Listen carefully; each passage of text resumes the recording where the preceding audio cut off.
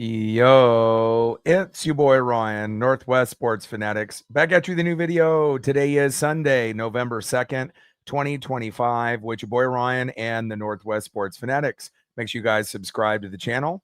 Smash that like button either now or on your way out. Donate to your boy if you can. Cash App $ ORION NWSF or the YouTube Super Chat right here.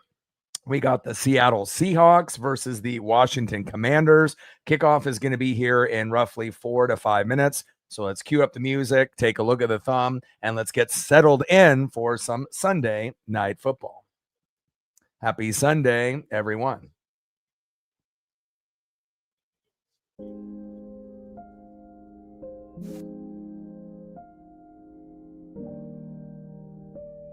On the left, one of the best wide receivers in the game. It is JSN. And welcome back to the Commanders in the starting lineup, Jaden Daniels. Can't wait to be able to see this matchup. Definitely a trap game for the Seattle Seahawks. And again, you know the Washington Commanders are that much better, when they end up having their starting quarterback, behind center. Obviously, no disrespect to Marcus Mariota. Obviously he will do his best as a backup quarterback filling in. But the 3-5 Commanders are desperate for a win, and the 5-2 Seattle Seahawks are trying to go to 6-2, and they are 3-0 currently on the road, trying to go 4-0 here in the 2025 season. Dark Passenger in the building, what's good? Marine Bean in the building, what's good? Toby in the building, what's good? How are you? And we'll go over some of the scores here earlier today. Pretty wild matchups. Again, some games turned out not what we expected, like Bears 47, Bengals 42. I don't think anyone had that on their bingo card. The Vikings beating the Lions 27-24. What? I know JJ McCarthy came back, but that's a little wild. Panthers beating the Packers in Lambeau 16-13. Again, anybody can beat anyone on any given Sunday, Monday, and Thursday. Chargers beating the Titans 27-20, which they should have. The Patriots look like a very good team with Drake May, and they ended up holding on to a 1-point victory over the Atlanta Falcons. Drake May is the truth. 49ers 34, Giants 24, and obviously with no Cam Skattebo or Malik Neighbors, you assumed the Giants would drop that particular matchup, and they did. Steelers 27, Colts 20, and I felt like the Colts had a chance, to win that game, but the problem is that they ended up having, 4 turnovers total in 8 games. They had 6 today, so you're not going to be able to win the game, and they're actually lucky they only lost by a touchdown. Definitely think the Colts are better than that, but again, a good test for them on the road, and to be able to watch some tape and learn from as they move forward in the season. Broncos 18, Texans 15. An ugly game with some missed field goals and blocked field goals early on, but Bo Nix got enough late in the game, and Lutz with the game-winning kick. The Broncos improved to 7-2, 6 in a row, and they haven't done anything like that in over 10 years.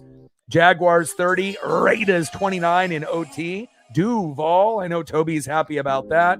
Rams 34, Saints 10. Puka Nacua is back. 7 receptions, 95 yards, and a tutty. And then the Bills squeak out the Chiefs 28-21 at home. And again, we saw the blowout between the Ravens and the Dolphins on Thursday night, 28-6. And then tomorrow we'll be streaming the Cowboys hosting the Cardinals. So again, it kind of shows you, on any, given Sunday, Monday, or Thursday, even when you think it's a lock, like the Green Bay Packers beating the Panthers, or the Vikings losing to the Lions, you just assume that the better team is going to win. But again, turnovers can play a factor, like in the Colts game against the Steelers. I think if they would have had half of those turnovers and had 3 instead of 6, I think they would have won that game. And again, you have to give credit to Pittsburgh getting the job done at home. Obviously the Colts schedule hasn't really been the toughest, and this was one of the first kind of challenges on the road, and obviously they did not succeed this weekend, but that doesn't mean the Colts are not a good team. I really like what Indianapolis has been up to this point, going into that game against the Steelers, they've had a pretty successful season. Bo Nix, obviously holding Denver down, even when it kind of looks sloppy at times. And shout out to Drake May and the Patriots. This is the first time when you watch the New England Patriots on TV, there's a little swagger and aura for the very first time post Bill Belichick and Tom Brady and Gronk. It actually feels like they're building something special in New England. And we haven't been able to say that since the Tom Brady, Bill Belichick era when they were together. So very cool to be able to see a quarterback pan out, not a guy fail like Drake May. And even though it took a few years to get to this point, again, I'm definitely excited to see where New England goes. They may not be, a quote unquote, first tier Super Bowl contender. But again, if you look at their record and based on how they played this season, Drake May has definitely proven the doubters and the haters wrong. And I love being able to see, individuals like that succeed. Same thing with journeymen like Baker Mayfield on my Bucks and a guy that we're going to watch today in Sam Darnold on the Seattle Seahawks. Welcome back, Jaden Daniels into the starting lineup for the Washington Commanders. And this definitely gives them a much better chance to be able to compete with Seattle today. It definitely feels like a trap game for Seattle. But, with that being said, we know home teams play better in front of their home crowd. It's harder to win on the road. But even though Seattle in the Pete Carroll era, may have struggled a little bit more on the road, 3-0 on the road in the McDonald era, here obviously in 2025. So we'll see how it goes. Seattle is favored by 2.5 on the Vegas spread. TJ in the building, what's good? Let's get it, baby. Crazy that, the football season is obviously, around that halfway point. Same thing with college football. We're kind of getting to the back end of the schedule. We saw the Dodgers beat the Blue Jays yesterday in Game 7 in extras. And again, when you end up playing a powerhouse team that plays bad, if you let a team like that's a powerhouse that plays bad in the World Series hang around, again, eventually they're going to be able to get hot at the right moment, whether that be offensively with like a Rojas late home run in the 9th or a Will Smith extra inning home run, to win the World Series. And again, Yamamoto got the MVP like we figured he would. Shout out to the Dodgers and Yamamoto for doing things that we did not think at one point during that series would happen. The Dodgers going back to back. And we're just about to get into kickoff here. Hope everyone is having a fantastic day. And if you haven't smashed that like button yet, please do. Help us get to 100 likes, 100 on the Dono train,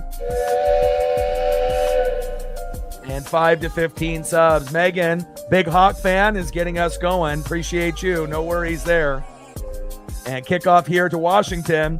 And Seattle looks fantastic in those throwback uniforms, as they usually do. Ooh, the green Largent. Ooh, I like that. I love it. LFG, I see you. Thank you so much for your support. $10 holla on the Dono train. Appreciate you. Enjoy this stream over there on the Nest. And if you feel like popping in once in a while, feel free. Appreciate you very much. Megan gets us at a tenner. 90 to go to hit the goal. Appreciate you. First down and 10 for the Washington Commanders. Jaden Daniels scrambling, gambling, running towards that left end, 3-yard gain. Leonard Williams says, not today. I got you. And that is second down and 7 at the Washington 29.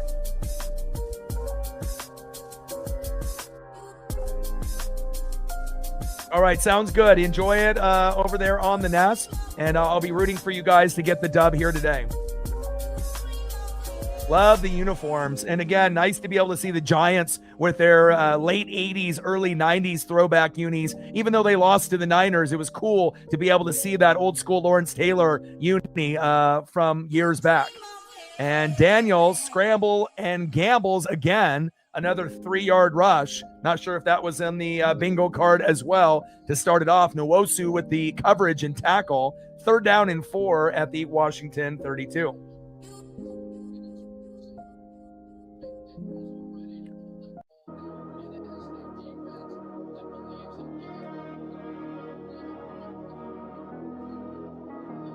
Shotgun set.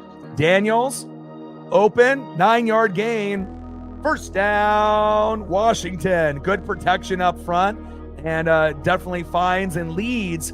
So bad it hurts Zach Ertz. Move the chains. First down, Washington. And obviously Washington is, kind of wearing the throwback colors when they were the Redskins. Obviously without the Redskin helmet, that would have made it complete. But obviously with the jerseys and the pants, obviously that gives you that old school Redskin look. And I don't know if we'll ever get back, to the Washington Redskins and whatnot, but it definitely has a better ring to it. Redskins Cowboys, Redskins Eagles, Redskins Giants rather than the Commanders, but it is what it is. First down and 10. Daniels under center, play action fake, little bootleg. Protection breaks down and he just throws it away. And it almost gets intercepted as it gets deflected there by Thomas. Bates was the intended tight end.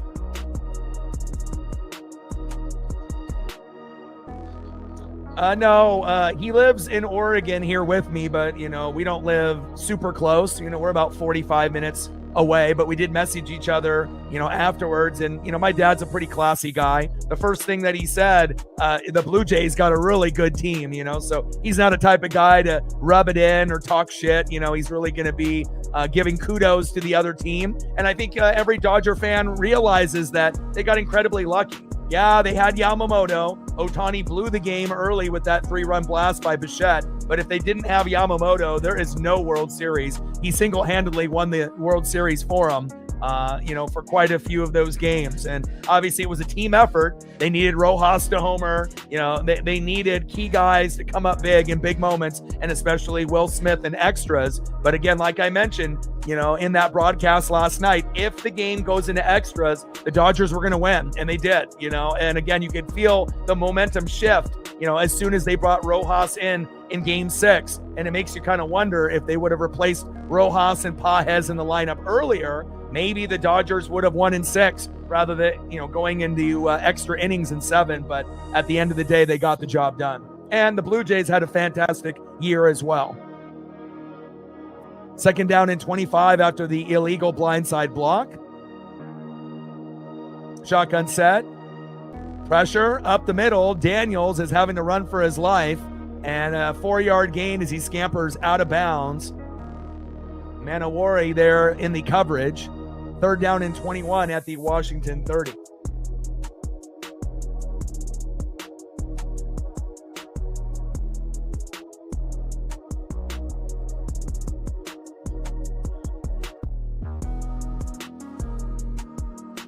Caton building, how are you?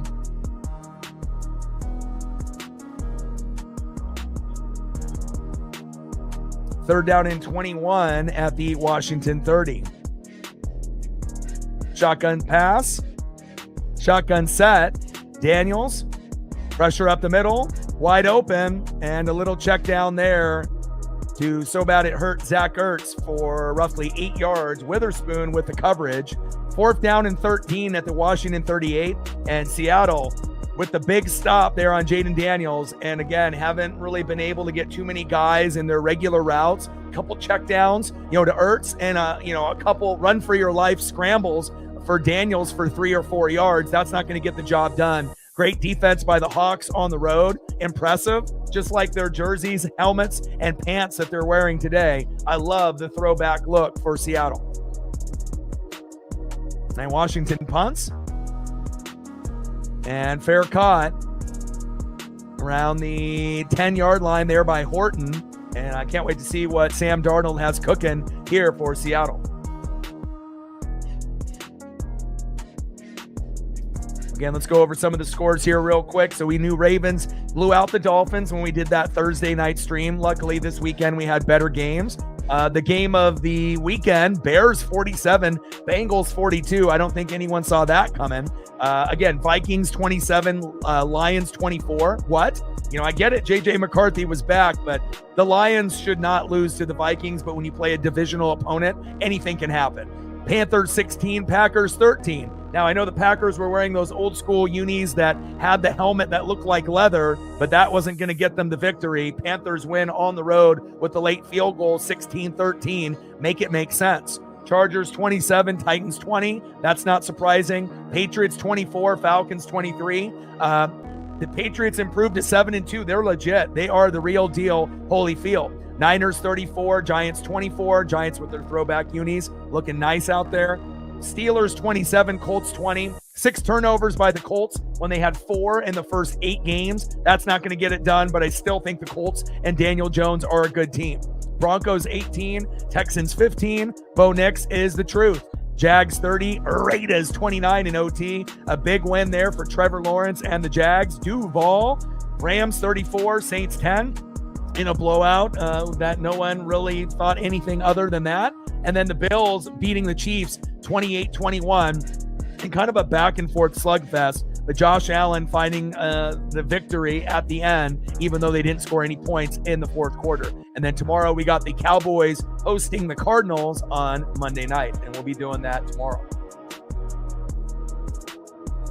Yeah, I'm I'm not like a regular YouTuber, like usually, YouTubers don't go on to other YouTubers, channels and whatnot, but again, me and Valhalla, have a pretty good, relationship, just knowing each other and what we do online. And I ended up hopping in, after I finished the World Series stream, I hopped into his stream and, I said from one YouTuber to another, congrats on the back-to-back. And I sent him a little dono and, that's not something that you usually see, but I figured it would be good karma for us here on the channel. And, sent him a little $10 dono, which I know he doesn't need, but just to show some appreciation for all his hard work, covering the Dodgers game in and game out. And, we talked there for just a second, and then I had to take the pup on the walk.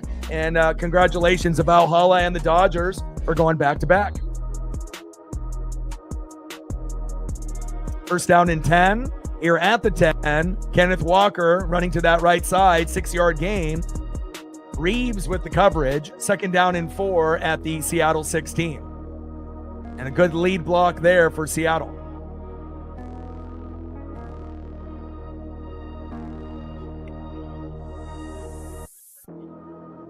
Yeah, it's always good karma, to be able to show some love and appreciation, doing something that you don't have to do, but you want to do, and congratulations to him.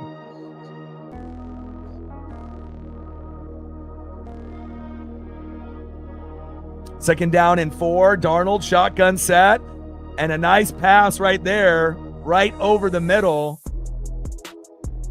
And Horton with the nice catch, 12-yard gain. First down, Seahawks. Amos and Martin in coverage, but Darnold obviously saw that hole right up the middle. Good awareness there by Sam, and good precision on that throw, and a good catch and yak yards after by Horton. Nice job. First down, Seattle.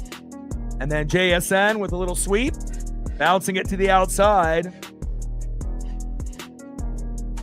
And then another first down by JSN.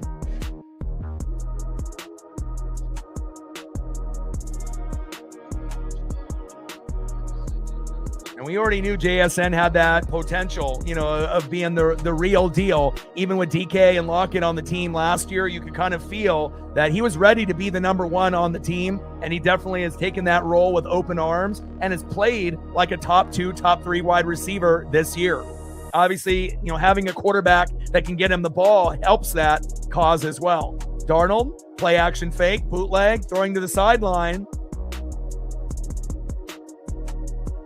And Horton with the catch, but we got a penalty flag on the field, chop block. And that'll be first down and 25 now for Seattle, 15-yard penalty. Self-inflicted wounds. You can't have that if you're the Seahawks. This is already a trap game for them, where they have the better record. They are the better team. We know the Commanders were great with Jaden Daniels and Dan Quinn as rookies, as coach and quarterback, overachieving and making it all the way to the NFC Championship game, beating, teams that you didn't really think that they might, on their run. And, especially the Detroit Lion matchup. And even though they lost to the Eagles, it was a fantastic year for them. But usually a quarterback will have a sophomore slump like CJ Stroud did. But with Jaden Daniels, it's not really a slump. It's more injuries in his sophomore year. First down and 25. Darnold over the middle. There we go. JSN, 13-yard pass, getting about half the yardage back. Wagner and Luvu, they're in coverage. Second down and 12 at the Seattle 38. Jerry in the building. What's good?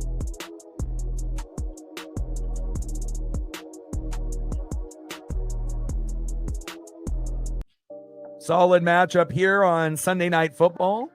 Seahawks versus the Commanders. And we got a false start. Abraham Lucas. Come on, Seattle. You can't have all these self-inflicted wounds. You know, again, it's going to be hard enough playing on the road, even though you are 3-0 on the road this year. You know, again, at some point, if you have too many self-inflicted wounds, you know, it may turn into, you know, a 3-point, 4-point, 5-point, 6-point loss if you're not careful. Just depending on if the Commanders can keep pace with the Seattle Seahawks here today. Looking good with those throwback unis. And it doesn't matter if they wear the white or the blue. I think the white looks a little bit better, pops a little bit more, but the blue definitely looks very fire. Both throwback unis should be their permanent unis. They look that good.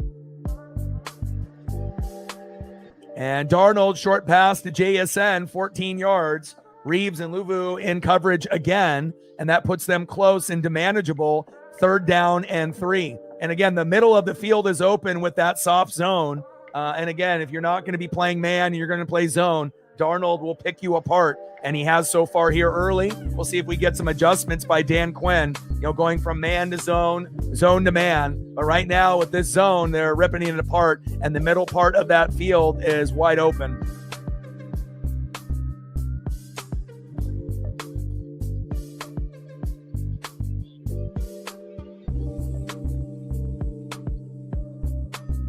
Yeah. Good statement win for the Bills during the regular season, but still they can't get past the Chiefs. They've got eliminated 4 out of the last 5 years by Kansas City. Will this year be different, for the Bills? We'll find out. Darnold, and the middle of the field open again with that zone. Ball comes loose, but I believe he was down. Short pass to Barner. Luvu is there in coverage again. First down, Seattle. Move the chains. There we go. And Darnold is impressive. Again, if you have enough blocking up front, to give him time, you're going to get the Darnold that you saw on the Vikings, not the Darnold you saw on the Jets where he was seeing ghosts. This team is built similar, to that Minnesota team last year. So, and bouncing it to the outside, Kenneth Walker III. What great burst there. 12-yard gain. Martin slams him out of bounds. First down, Seattle. Move the chains. There we go. I like what I'm seeing out of the Seahawks here today. And it just makes it better when they have fire uniforms. Helmet 10, jersey 10, pants 10. And then obviously with the socks and the cleats, everything lines up perfectly. It's just really, when you just look at it, it's just very easy on the eyes. It's a great shade of blue. And the gray with that blue with just the hint of green is not too much green, but just enough that you notice it on that pant leg there. Little short gain right up the middle by Kenneth Walker III. They definitely need to keep pounding the rock. 6-yard gain by Walker. Luvu again in coverage. 2nd down and 4 at the Washington 26, and this is going to lead to a field goal at the very least, but hopefully, a touchdown for Walker, JSN, or one of the other receivers or tight ends here on this drive. But they've been able to run the ball at will, pass the ball at will, and even, you're not really seeing Darnold scramble just yet, but you may at some point in the game. Walker towards that right tackle, 3-yard gain. Goldman there with the tackle. Getting a little chippy there. Extracurriculars being mentioned. 3rd down and 1 at the Washington 23. And let's see if they hand this ball off to Kenneth Walker III, or if they run QB sneak with Darnold, or if they end up going with a quick pass right in front of the middle linebacker in the middle of the field that's been pretty much open 80% of the plays up to this point. 9 plays, 67 yards. Almost 6 minutes on this drive. And we got a flag on the play. That might be false start. Charles Cross. Come on, Charles. You can't be doing that. You already had one from Abraham Lucas. Self-inflicted wounds. Come on, Seattle. Shout out to the Huskies for dropping into the top 25, the ranked 24th. USC's up there at 20th, Oregon at 6. Nice to be able to see some of the West Coast teams finally in the polls. And Washington should have already been in the top 25 weeks ago.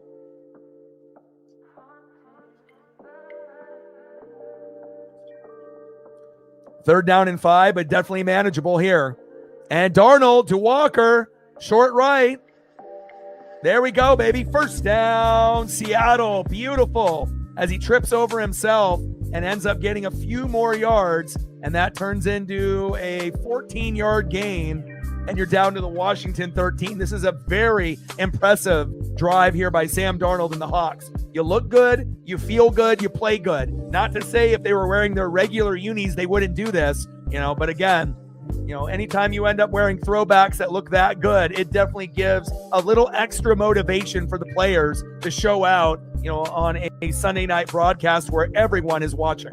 And it's not like Washington's uni doesn't look good. Obviously, if it had the Redskin helmet, it would be perfect, but still not on the same level as Seattle's. Darnold, middle of the field, and incomplete, flag on the play. That's definitely pass interference. Lattimore, the former Saint, is guilty. Parker in the building, what's good? Captain in the building, what's good?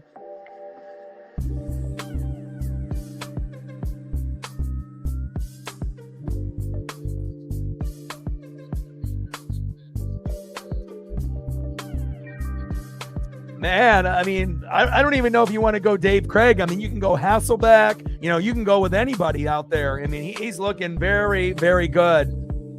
And again, calm, cool, collected. It's kind of the same Sam Darnold that we saw, with the Minnesota Vikings when they went 14-3. Offensive line played pretty good. He had a lot of skill position players, but ultimately to get that record for Minnesota, Darnold needed to have a good defense behind him. He did. And you got a similar type of team here with the Seattle Seahawks in 2025. A perfect fit for Sam Darnold. Walker, loss of a yard there. Lattimore and Reeves in coverage. 2nd and goal at the Washington 4.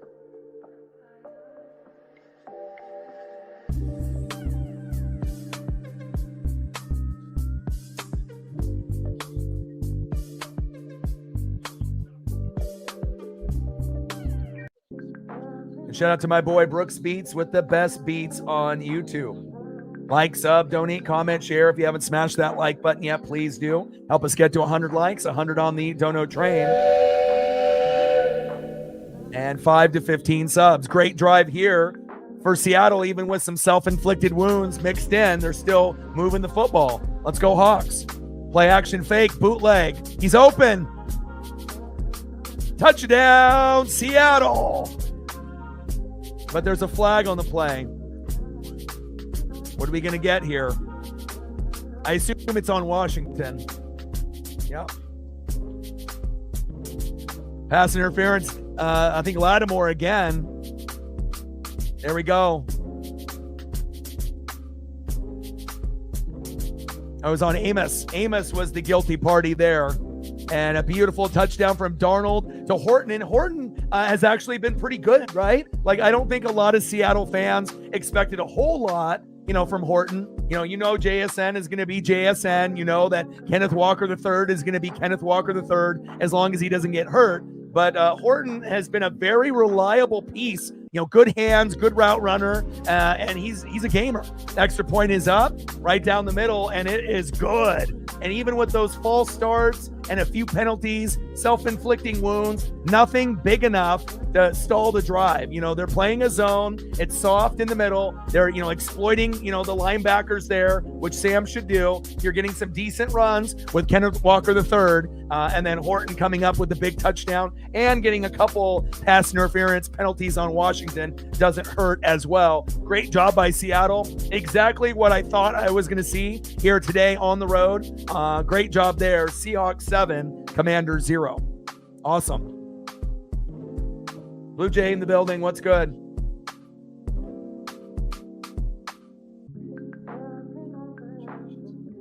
Like, sub, donate, comment, share. If you haven't smashed that like button yet, please do. Help us get to 100 likes, 100 on that dono train. And 5 to 15 subs. Let's get it. Bay bang.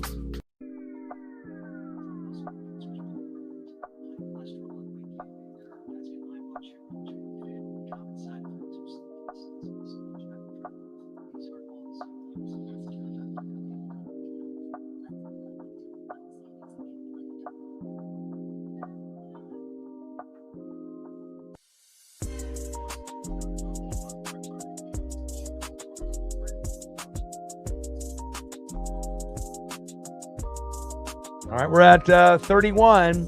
19 more to go to get to 50. Let's get there, baby.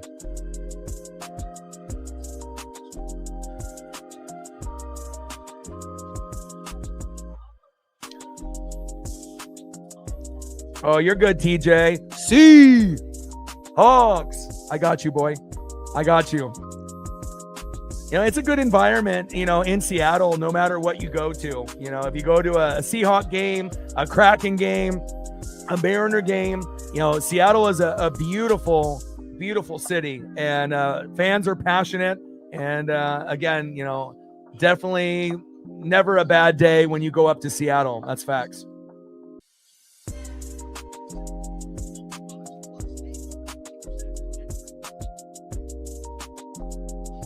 Shout out to my boy Brooks Beats with the best beats on YouTube.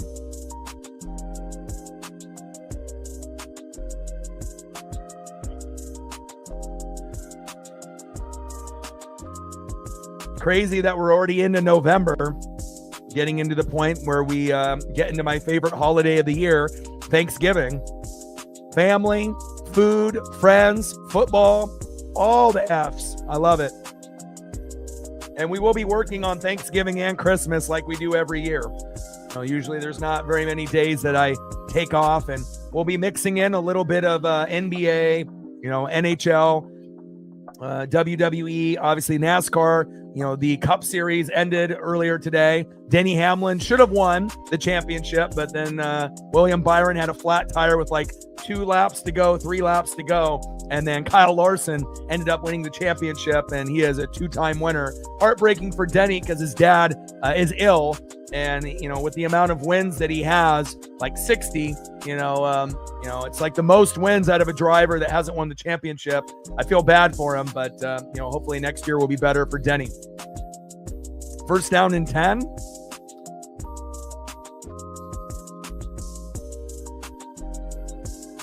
And Krosky Merritt there with a 2-yard gain. Hall with the tackle.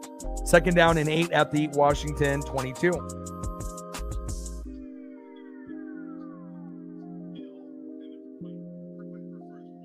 Well, we got what? Cowboys and Cardinals tomorrow. So we're going to be doing that one. And then, you know, we'll be doing Thursday night, Sunday night, Monday night, every, you know, day moving forward. And we just got to find filler content for the rest of the week, you know, whether that be like a primetime NBA matchup or whatever it may be. So Daniels looking, decides to take off and diving for the first down marker, 6-yard gain. Amanuwari there with the coverage and tackle. Third down and 2 at the Washington 28.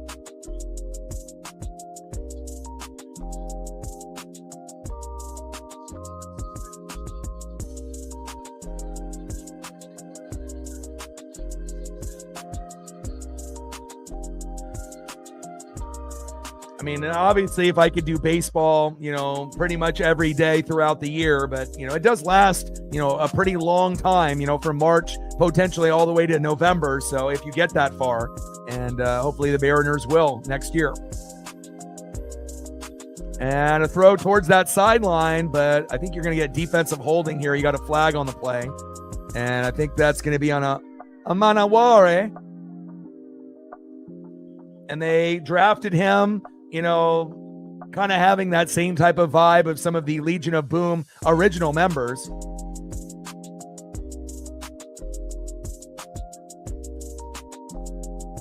And we know how good, you know, the Legion of Boom was, you know, with Richard Sherman and Earl Thomas III,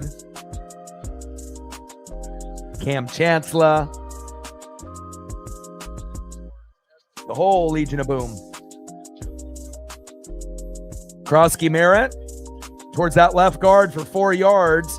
Thomas with the tackle. 2nd down and 6 at the Washington 37. 7-0 Hawks here with about a minute to go in the first quarter. Yeah, Oregon, Iowa on the road. It's a trap game for us. So I'm not taking them lightly one bit. And again, we'll see how it goes. If Oregon struggles, it won't really shock me, but hopefully they can just find ways to get dubs, the rest of the way. But there should be some pretty good challenges along the way, even though it's not the same as like the Pac-12, where I feel like anybody could beat anyone. The division is too big in the Big Ten with the amount of teams it has. The matchups aren't the greatest week in and week out, but Iowa, Oregon should be pretty good. Big hit there by Seattle. Witherspoon and Lawrence. Says Krosky Merritt, get on the ground because you're not going anywhere. 5-yard gain, hits him like a pinball, and he drops. 3rd down and 1 at the Washington 42. Yeah, I mean, obviously Ohio State's still looking like they're the best team, but if Indiana played them, one-on-one, regardless if it was in Indiana or Ohio State, Indiana, could beat them, this year. Maybe not last year when they tried, but this year's team is much better. Better quarterback, better special teams, better defense, better weapons. And a gain of nothing there with McNichols. And that was huge. End of the first quarter, and now we're going to go to 4th and 1. I think if I was Washington there, I would have ran a QB sneak with Daniels, but he just came back from the injury. So maybe that's why they didn't run it with him there.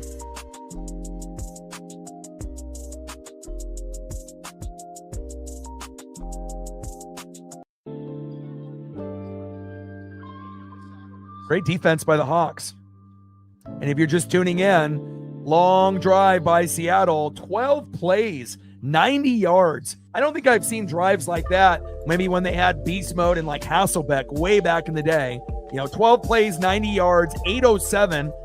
Pretty much a good chunk of that first quarter. Torrey Holton, 4-yard pass by Darnold. Myers' kick was good, thank God. And again, everyone kind of getting involved. Darnold 6 for 6, 1 TD. And it's not like every single throw was a screen pass. He was, dinking and doinking, but most of the plays were, 5 to 15-yard passes right in front of him in that soft zone right up the middle. Again, if you're going to play man, Sam will know how to beat you. If you're going to play zone, he'll know how to beat you. And so far, so good. And hopefully we get a JSN touchdown or 2 before the game is up. Yeah, the drive was 8:07, even though it felt like 10 minutes. Yeah, 8:07, 12 plays, 90 yards. I mean, those are the type of drives that you dream about, that you hope that you can get throughout a game, but most of the time it ends up failing. You don't get drives that usually go that long. Commanders 3-5, 2-1 at home. A good chunk of this year without Jaden Daniels. He's back today.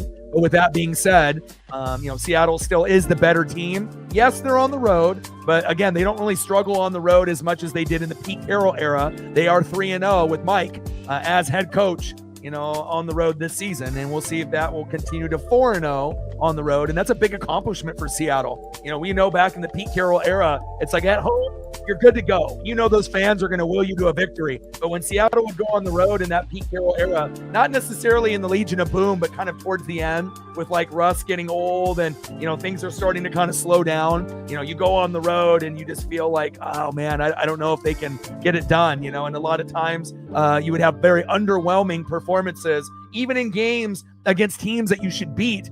Sometimes they would drop, and looks like they've corrected some of those mistakes. Obviously, the roster is better now than it has been in the last few years, and I like the way that Seattle is trending.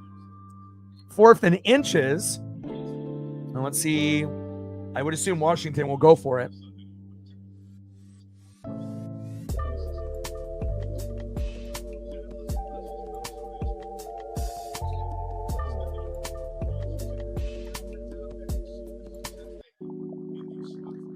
All right, 4th and inches. Let's go, Hawks. Let's D it up, baby. Daniels, short right to Bates. 10-yard gain. 1st down, Commanders.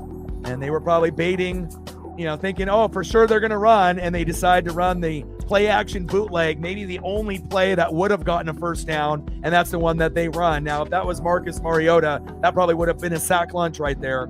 And Washington continues the drive on 4th down and inches, but they were definitely, sending everyone right there up the middle. And you got 7 guys, 8 guys right there. And again, just one-on-one, with a few, players there that are trying to pull away. And a nice job there by Bates to secure that catch and get that first down. First down and 10. And a little sweep. And Deebo Samuel, the former 49er, into the matchup, which is a little weird to see him out there in that uniform. Had a pretty successful career for San Francisco, but just always injury prone.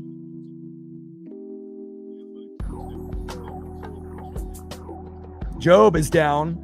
Hopefully Job is okay. I wonder if he took a cheap shot. What happened with Job? At least he's standing now.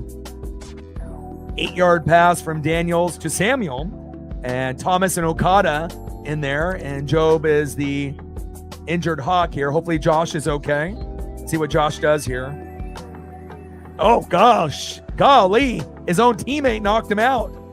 Okada, Jesus Christ. Okada came in there and hit him with the helmet, and it's always worse when it ends up being a self-inflicted wound by your own teammate that was trying to, deliver the big hit with his head, the helmet, and then you end up hitting your own player in the face or jaw, and not ideal. But hopefully Job is okay. A little friendly fire there. Hopefully he doesn't have a concussion, but he might.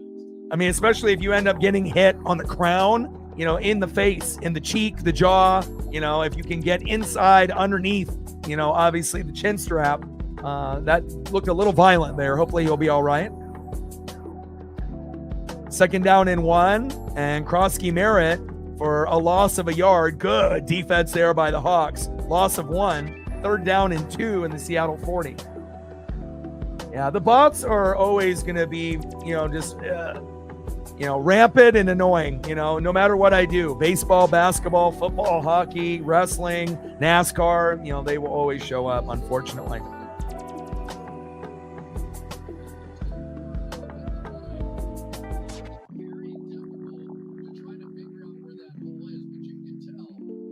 Nice jump cut there by Krosky Merritt, but Seattle has just too many big athletic bodies, and again, you have that many athletic bodies bouncing around, player for player. If you look at that defense, it's the best defense they've had player for player in a minute.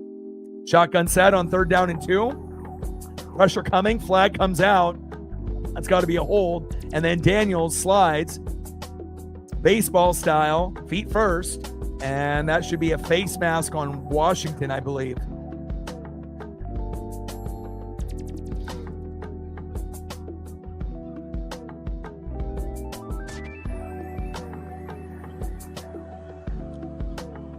Chris Paul, and we ain't talking basketball. No CP3, CP75 with the face mask. Wow. I mean, he had it locked in there for quite some time. Seattle players like, I got to pull my face mask off and throw my hands in the air or I'm not going to get the call. Started every game since week 3. Chris Paul for the Washington Commanders, offensive lineman. 3rd down and 17. Shotgun set for Daniels. Blitz coming off the edge. Daniels has to get rid of it. And towards the sideline. Intercepted. Seattle. Wow. I don't know if he got both feet down, but the initial call as he did. Wow. Okada, he says, guess what? I'm going to knock out one of my own players. Then I'm going to get an interception, baby. Look at this effort. Sideline, 1 foot. Oh, my. He's got both feet down. And after knocking out his own teammate, he gets his first interception in his career. Okada. Let's go. Everything is looking up for Seattle right now. Let's go. I mean, besides Okada, possibly giving Job a concussion, but other than that, and some, false starts, some self-inflicted wounds by the offensive line by Charles Cross and Abraham Lucas. But other than that, I mean, it didn't lead to a turnover or negative points. And now you have a chance to go up 10-0 or possibly 14-0. Let's get the ball to JSN, baby. Seattle's fun to watch. There's like certain teams that I really look forward to watching. And then on top of that, if they wear throwback unis, then it's like a must-see TV type of experience for me. But, I feel like Seattle, out of, watching like the Eagles and Tampa Bay and the Lions, Seattle is one of my, top 5 teams in the NFC that I really like watching week in and week out. And then you throw in some throwback unis and my eyes are glued to the game. Great start for Seattle here on the road.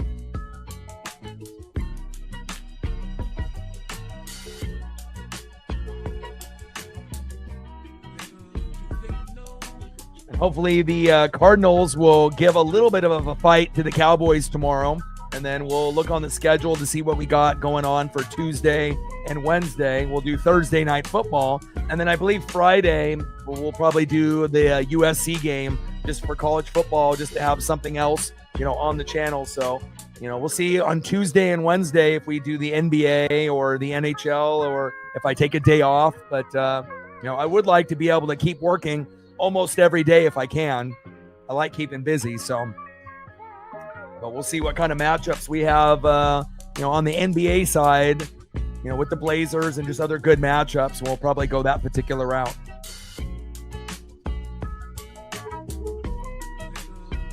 First down and 10. And a short pass left to Njigba, JSN, 17 yards. First down, Hawks. Amos pushing him out of bounds and getting JSN the ball. That is always a good look.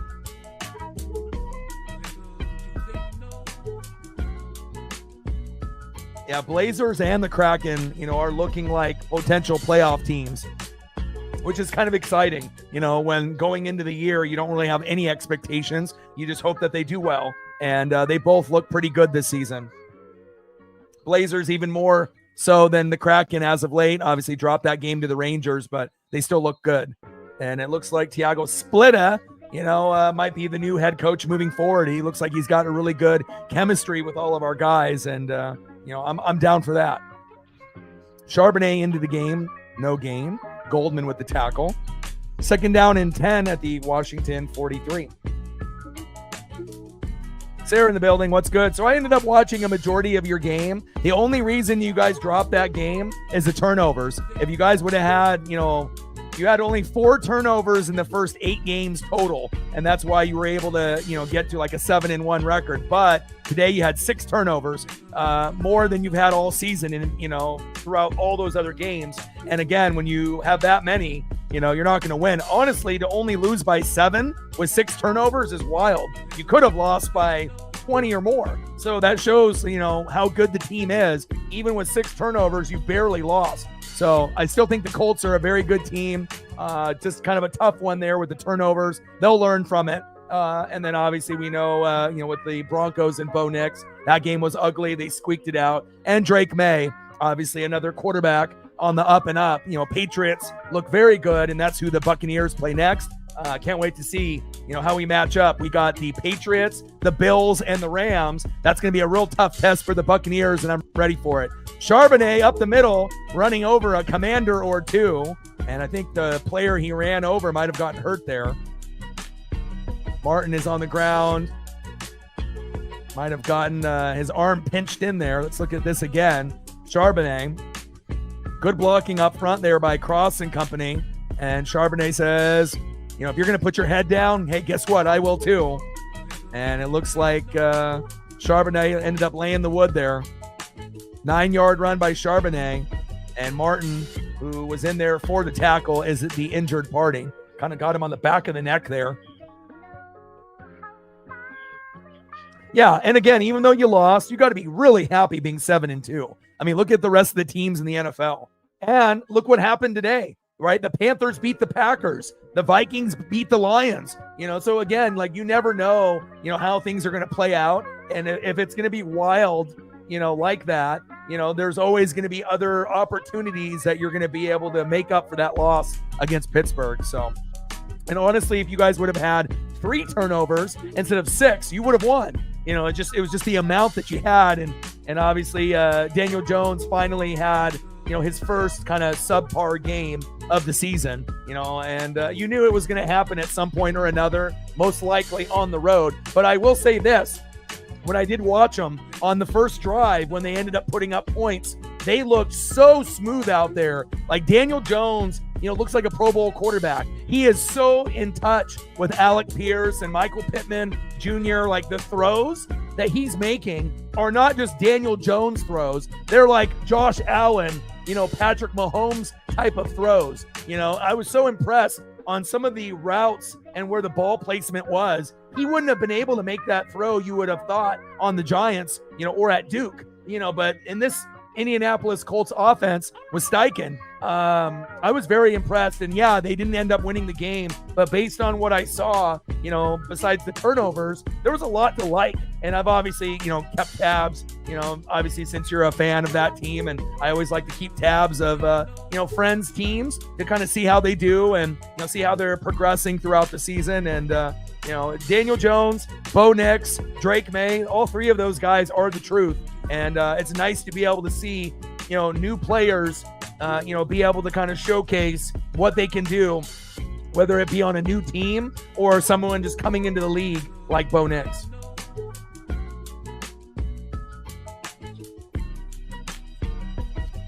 $7-0 Seahawks as we go to a commercial break as they look at Martin, the injured Hawk, or the injured Commander, excuse me.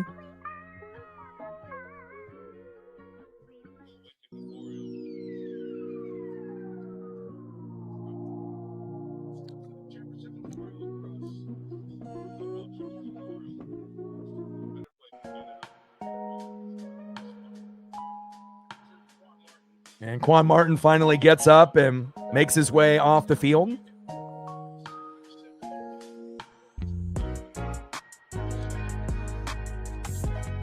Yeah, and it shows you if you play a divisional opponent, anything can happen. And, anybody can beat anyone. But also, Carolina is much better this year, than anticipated.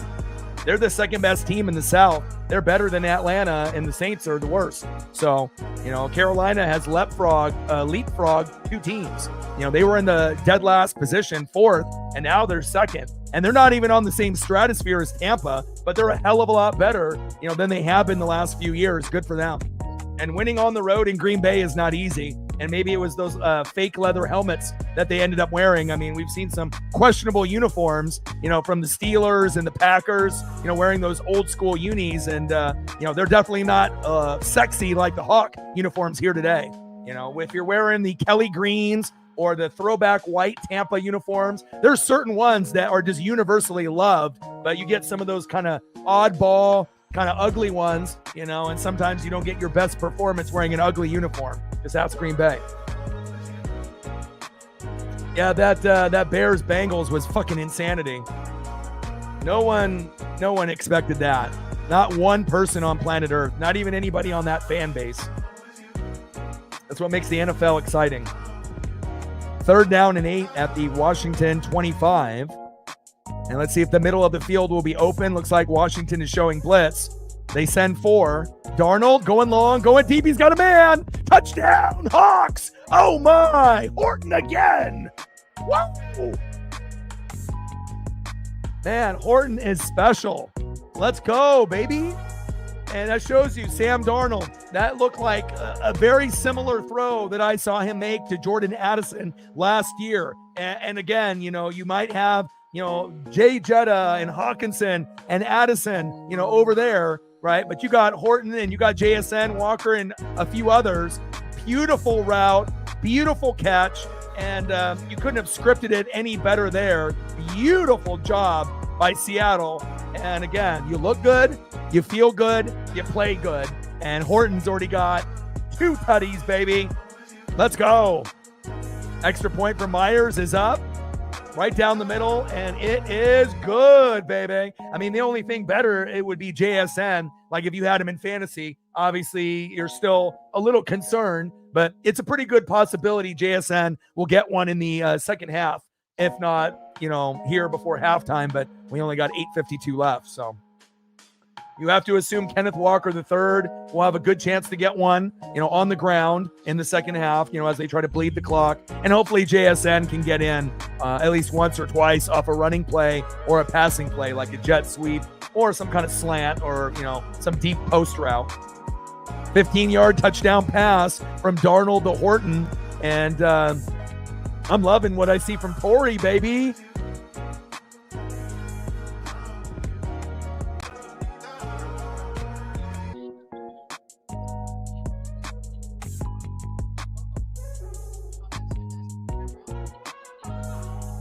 Colorado State in the building.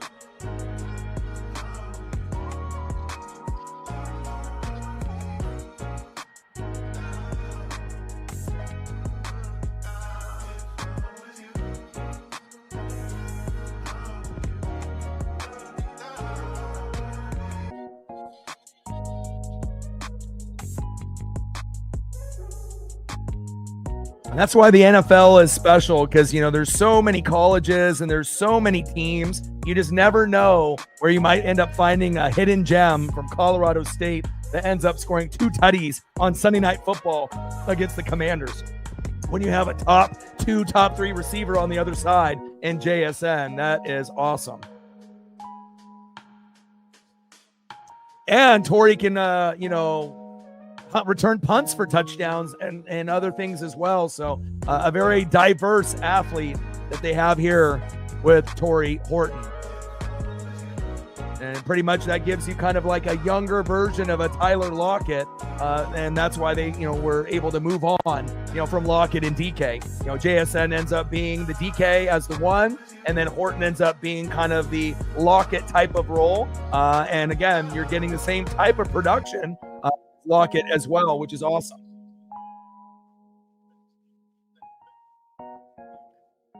Alec in the building. What's good? I felt a little bad for Denny Hamlin. I'm not a Denny Hamlin fan, but his dad is in the hospital and is very ill, and is kind of maybe at the point where he's kind of sick, and he led the most laps. Fumble, and the Hawks recover. Oh my God.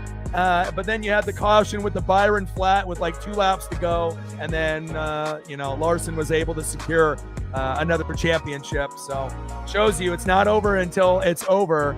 And a big fumble there by Washington. And the Hawks are about to go up 21-0. And again, this might be the only time, where if it ends up being a blowout, I don't mind. If I can watch Seattle, with these throwback unis and it ends up being a blowout, that ain't going to hurt my feelings one bit. Because even though I'm a Bucs fan, I watch almost every Seattle game, whether that be for the Seahawks or the Washington Huskies in Seattle. I'm always keeping tabs on what they're doing.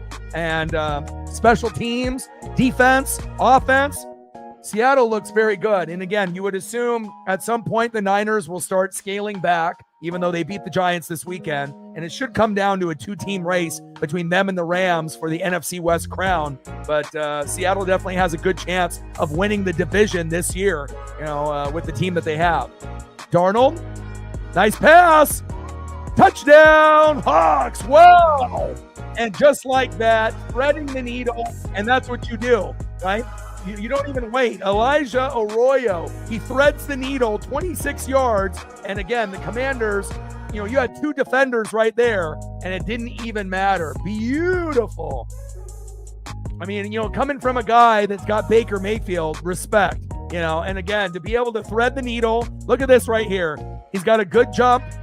and he throws it right in the spot, right?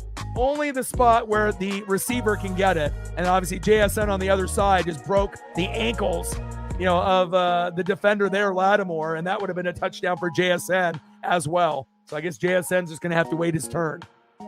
Extra point is up and good. 21-0 Hawks. Let's go. Let's go, baby. And again, you are going to see, some games where Sam looks like this, and there's going to be other games where he struggles and doesn't look very good. But here on the road, again, Seattle showing, that, hey, we need to be respected a little bit more. Yeah, I know the Commanders are 3-5, but Jaden Daniels is back, and it's hard to win on the road in the NFL, and Seattle is making it look very easy here in the first half. I am very impressed, and I can't wait to see, when it all is said and done, between the Niners, the Rams, and the Hawks, you're only going to get 2 teams that make it, assuming it's Rams, right? And obviously the Seattle Seahawks. You got the Packers and the Lions. You got the Eagles in the East and the Bucks in the South.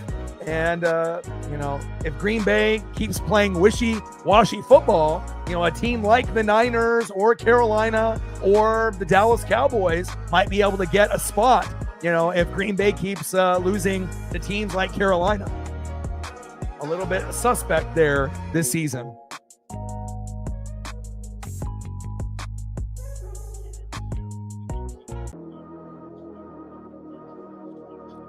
And this is definitely looking like a 12-13 win team for Seattle. 12-5, 13-4. They look like it.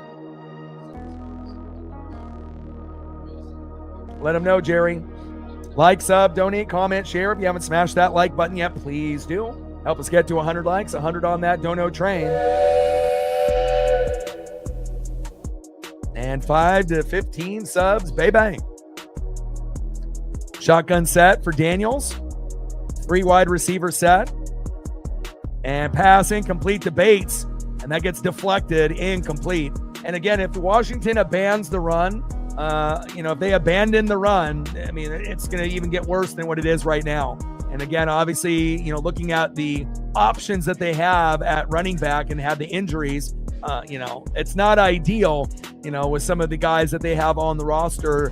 Obviously they are beat up a little bit, and obviously not having access to Luke McCaffrey either out with the shoulder will hurt their chances as well.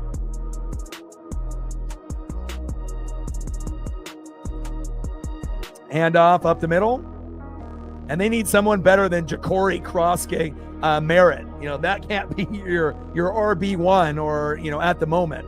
And obviously they've had injuries and whatnot, but you definitely need a better running back room than what you have at the moment. 5-yard run there by Croskey Merritt. Thomas with the coverage and tackle. 3rd down and 5 at the Washington 25.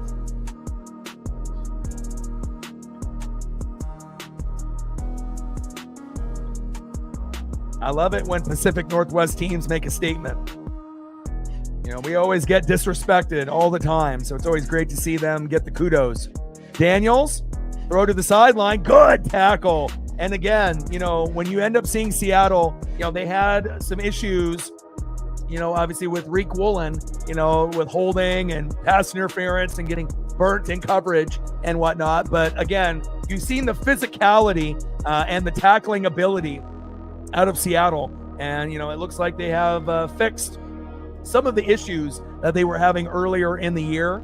And again, they've always been mentioning Reek might be a, trade candidate, but I don't know how many teams would really be that interested, in a guy that was great in his rookie year and that has kind of fallen off and not been as good since then. 4th down and 1 and a false start after Daniels ends up running for the RPO there and the 1st down, but whistle is blown. And now it's going to be 4th down and 6 at the Washington 24.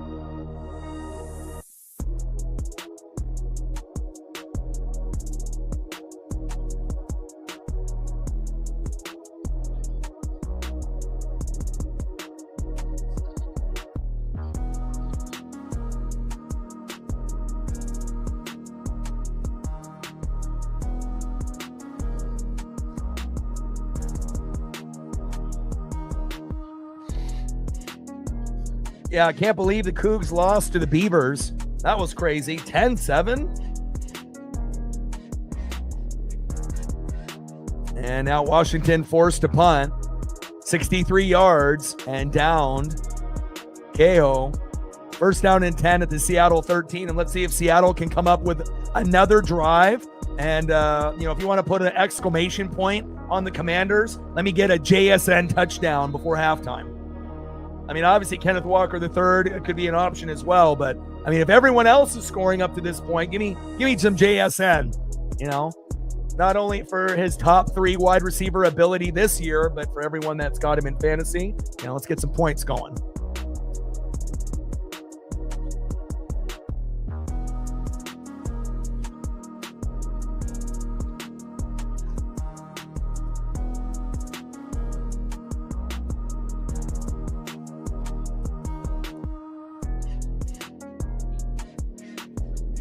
If you're just tuning into the game and you're wondering what the hell is going on, Seattle 21, Commanders 0. Throwback unis, have that, kind of reasoning on, bringing out the best in the players. Torrey Horton with a 4-yard pass from Darnold. 12 plays, 90 yards, 8:07 on the clock. In the first quarter, 7-0 Seattle. Then Horton with a 25-yard pass from Darnold. Myers with the kick.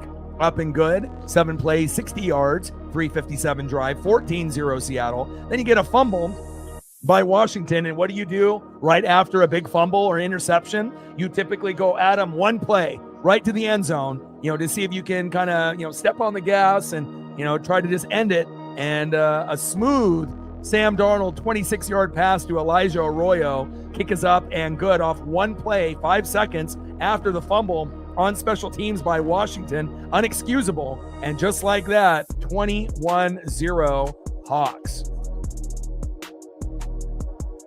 Hopefully for the Commanders' sake that they'll be able to get, some points on the board. So that way it's like somewhat of a back and forth game. But I guess if we're going to get a blowout, this might be one of the more entertaining blowouts compared to some of the others that we've had on the channel. Seattle is a little bit better than some of the other teams that we've seen that had blowouts on stream, earlier this season. So.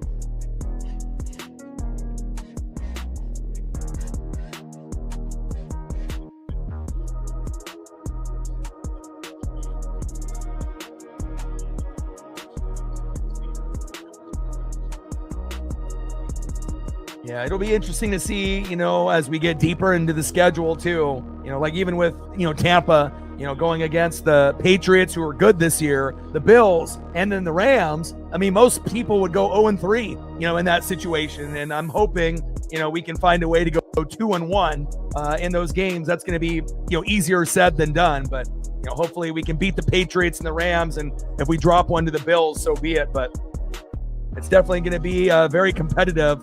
And I'm definitely excited to see how that plays out. Darnold, play action fake. Good protection up front. Little check down to Kenneth Walker III. And a good tackle there. 5-yard pass. McGee with the coverage and tackle for Washington. Second down and 5 at the Seattle 18. 21-0. Hogs, baby. Yeah, and obviously having, the Ducks and the Buccaneers with a bye in the same week, I don't think that's ever happened before. So even though, normally I would be like, gosh, I'm bored, I want to watch, my college football team in NFL. We had the World Series yesterday, and then there was plenty of good games today for me to kind of tap into. So I was okay. I'll survive. And a good tackle there by Washington. McGee with the tackle. And Kenneth Walker III with no gain. Third down and 5. Let's get JSN the ball, baby.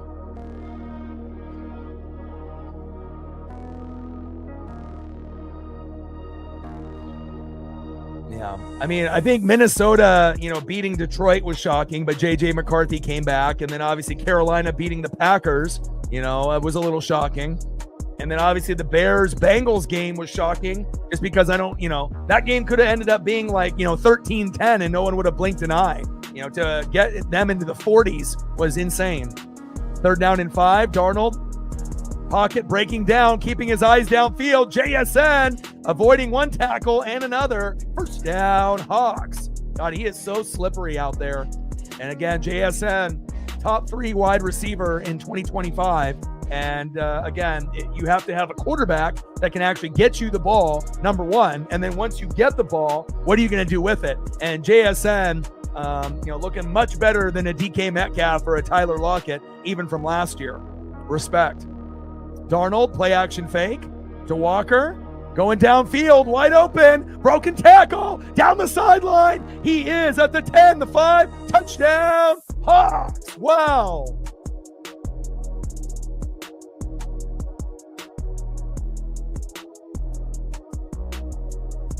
Oh my. Sam Darnold, 60-yard touchdown pass to White. Unbelievable. Let's go. Seattle looking like a Super Bowl contender. Washington looking like a high school team. My God. If you tackle with the body and no arms, what do you think is going to happen? You're just going to, bounce off of them. And that's exactly what happened right there. Takes the hit, says, that's nothing. Get off me. Get off me, little man. And look at those yak yards after. Gosh, beautiful. If you have Sam Darnold in fantasy, you are cooking. Extra point is up, and it is good. 28-0 Hawks. And again, this will probably be the only blowout like this that I'm not mad. One bit. This makes me smile. This makes me happy. Absolutely destroy the Commanders, and Seattle showing with Sam Darnold on the road. This is no longer, the team, in the Pete Carroll era that can't win on the road. Not only can they win on the road, they can win in big fashion on the road. And we're only at 4:34 left before halftime, and they're pacing for 56 points. Unbelievable. And again, we are going to get games where it's going to be back and forth. When you play the Niners, when you play the Rams, right? Maybe not so much against the Cardinals, but every once in a while they'll put up a little bit of a fight because they're in the division, but I'm very impressed. I mean, you would assume that Jaden Daniels isn't playing and Mariota's in there, but even with that being said, the offense has looked much sharper today than even in the previous weeks. This is probably one of the best first halves Seattle's had in 2 years. Beautiful.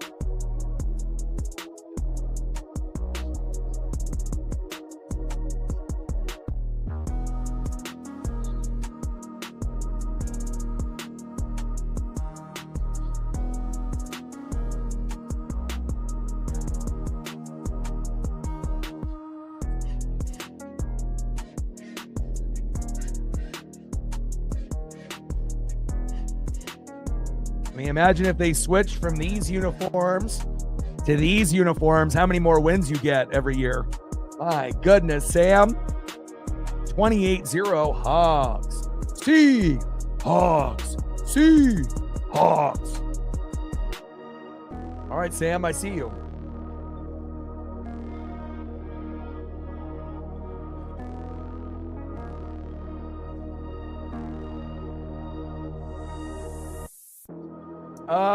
I mean, obviously, if CJ Stroud doesn't play, you would assume even if he did, that should be a pretty competitive matchup. But, good win today, for the Jags, even though it got pretty close for you losing. It took you OT to beat the Raiders.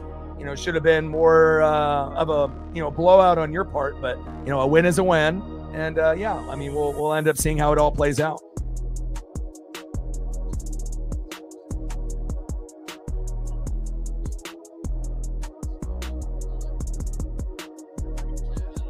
First down and 10 at the Washington 31, 28-0 Hawks.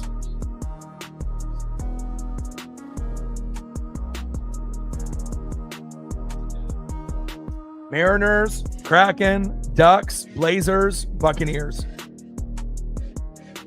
Daniels, pocket breaks down, decides to run. And a 7-yard run there by Jaden Daniels. Witherspoon with the tackle and the coverage. 2nd down and 3 at the Washington 38.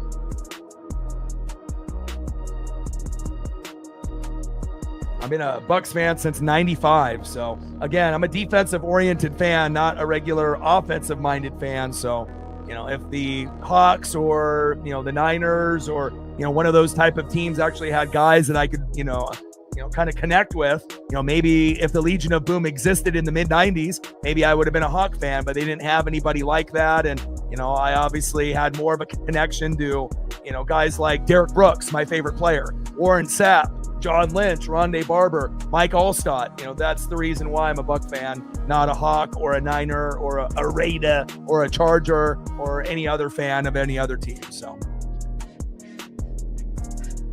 4-yard run there by Rodriguez. Witherspoon and Hall in coverage. 1st down, Commanders. And at this point, for every 1st down the Commanders get, maybe they should get some points. Rodriguez there, scampers for 12 yards. Okada and Jones in coverage. 1st down, Commanders.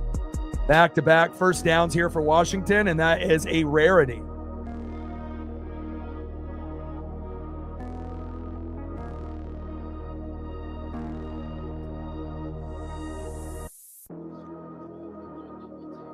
Of course. Mark Brunell, Keenan McCardell, Jimmy Smith. I'm like an encyclopedia, my boy. You got to think I've been watching sports for about 40 years, so I might look young, but I've been in this sports game for quite some time. 9-yard pass from Daniels to Deebo Samuel. Deebo, my mama, give me that chain. 9 yards to the Seattle 36. My grandmama, give me that chain. Too bad Deebo gets hurt, so often, though. Had some splash plays with the Niners, but really when they needed him the most, too injury prone. And still kind of injury prone with this Washington team as well. 2nd down and 1. And Rodriguez gets the 1st down there for the Commanders. And we're getting down to the 2-minute warning.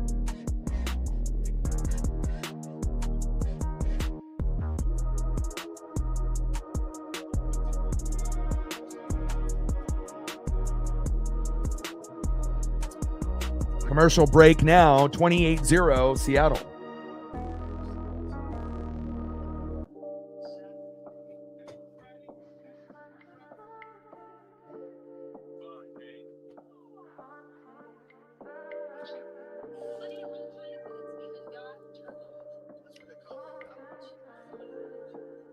Okay, let's look at some stats right now. Okay, let's take a look at Sam Darnold and see how he's doing for all the haters and the non-believers. Okay, Sam Darnold. Let's take a look at what Sam is doing here today. Oh, Sam's not that good. 13 for 13, 229 yards, 4 touchdowns, no picks, no sacks, and we're in the first half. Unbelievable. Kenneth Walker III, 6 carries, 26 yards. And then obviously JSN, 5 receptions, 73 yards, 5 for 5 in his targets. But obviously Cody White with a tutty, Torrey Horton with 2, and Elijah Arroyo with 1. Go figure. All Seattle, all day, every day. Wow. That's probably the best first half stat line with 2 minutes to go that I think I've seen all year.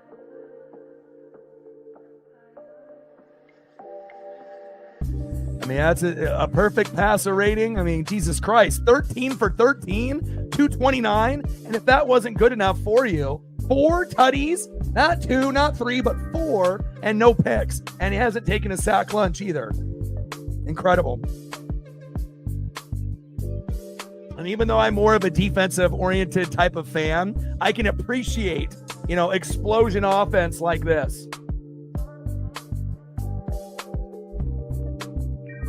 Yeah, but you also got to think, the Chiefs and the Bills, aren't as good, as they were in previous years. They still look like playoff teams, but they may not, represent the AFC. We'll wait and find out. We'll see what the Colts and the Jags do, but I'm not sure, how many people believe in those teams. The Ravens, if they end up overtaking the Steelers, but they don't really have very good coaching, play calling, and defense. So again, then the Patriots look like a very solid team, but again, since it's kind of brand new, for them this year with Drake May, there probably won't be, as many believers, but I mean, at this point, the Patriots look really good, and I think that they would give, the Bills and the Chiefs a little run for their money. And then the Denver Broncos, even though the offense, kind of stalls once in a while with Bo Nix, they got an amazing defense, and Denver looks very, very good. 6 wins in a row for the Broncos, and, we might actually have a new team representing the AFC in the Super Bowl this year. We'll wait and find out. First down and 10. And Deebo Samuel and Lane is there. Kobe Bryant and Jones with the coverage. Jaden Daniels to Lane for 15 yards to the Seattle 18.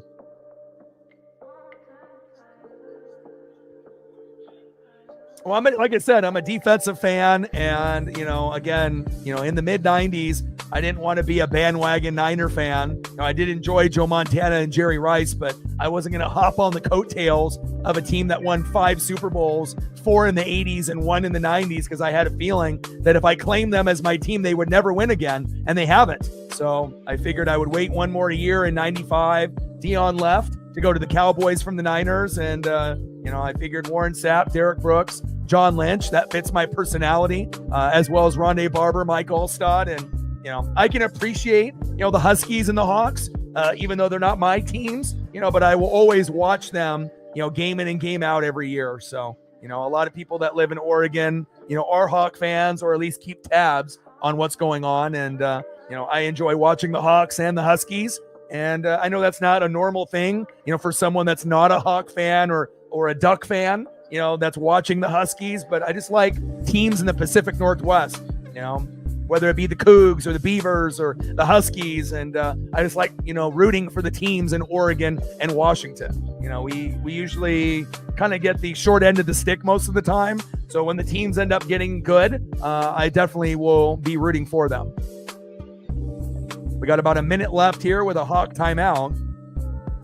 28-0 Seattle.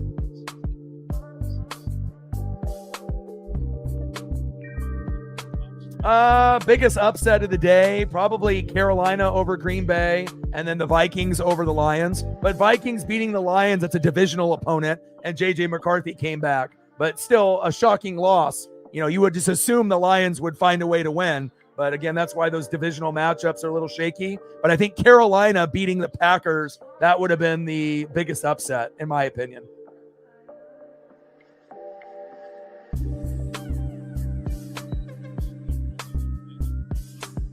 Yeah, also, they only had 4 turnovers, within the first 8 games, and they had 6 today. So I don't think anyone would have predicted that. If they would have had 3, they would have won. So, it was a test for them, and they failed today. I still think the Colts are decent, though. They're 7-2. That's much better than, a lot of the other teams, and we'll see, how they react, to that bad loss with all those turnovers, and if they can clean it up. I would agree, though. It's like, I don't think there's a lot of people that have faith in the Colts, the Jags. If you're looking at some of the teams in the AFC, Chiefs and Bills aren't as good as they used to be, and then obviously Broncos look legit, Patriots look legit, but they'll be, tested as well. So there's not really one powerhouse team that's better than the rest. Obviously there's teams that have some pretty good records towards the top, but will they stay at the top? Daniels scrambling, bouncing into the outside, and tries to sneak into the end zone there and comes up to the 1-yard line. Nice 12-yard run. And it looks like Washington's about to get into the end zone. And then in the NFC, you got the Eagles, right? You got the Buccaneers, you got the Seahawks, you got the Rams, you got the Niners, and then you got the Lions and Green Bay. But obviously Green Bay looks like frauds. The Niners are injured, but they're still finding ways to beat bad teams and, hang around for the most part, even though they lost to the Texans last week. And I would assume a little bit of separation between the Rams and Seahawks and the Niners. At some point, you would assume the Niners will drift back and the Hawks and Rams will go forward, but you never know. And Daniels, touchdown, Washington. And they finally get on the board. But there isn't really like, a powerhouse, oh, this team is so much better, And again, for a while, we thought maybe the Eagles and the Lions, were by far, the two best teams in the NFC. But we've also seen the Eagles and the Lions, get kind of beat up here and there throughout the, first half of the season as well. So, there's been moments where they look vulnerable as well. So it definitely gives the NFC and the AFC feeling that it's open, this year. There's not like a Tom Brady, Bill Belichick Patriot or prime Patrick Mahomes, Andy Reid team where you pencil them in, to the Super Bowl. Kick is up and good. 28-7 Hawks. Let's see if Seattle can put up another touchdown before halftime.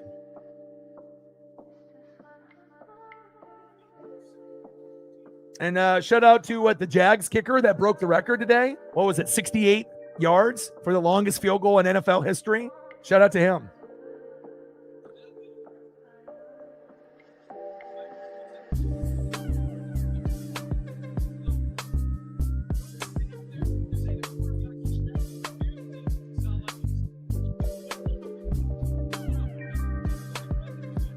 Yeah, we have way more depth. I mean, even when we have injured players, we feel like even the backups that come in, and again, we're one of the best teams at drafting, year in and year out, with Light, he is a top 2 GM, and again, if you look at the percentage of starters on the team that are drafted, we have the highest percentage in the NFL. And that shows you why we're trying to win our 5th NFC South crown, and again, it's like we can win before Brady, with Brady, and after Brady with Baker now. And again, with all the injuries that we've had to the O-line, the secondary, and the wide receiving core, and the running backs, Baker is still finding ways, for Shepard and Tez Johnson and White and, Tucker, to fill in. But we need Bucky, and we need Mike Evans. We need Godwin. We need Ibuka. We need everyone healthy. And Kate Otten is there at tight end. And, I like the team. I just wish that, a lot of the key guys, weren't hurt, because I think that, the only 2 losses we have are to the Eagles and Lions. And I'm okay with that because we can get payback on them later in the playoffs, if we match up with them. But hopefully we'll get some of our key guys back, at that point. Because honestly, I think if the Bucks have all of their players healthy, all of them, I think that they could really match up with anybody if they had everyone healthy. But the big question is, will they be able to have everyone healthy? And there's a good chance that Mike Evans, year is over. So, he might be able to come back late in the year, but I don't know if I would want to, push that. And that 1,000 yards streak is going to end for Mike Evans, which is a damn shame, first ballot Hall of Famer. But we still got enough, with the rest of the supporting cast, to be a special team this year.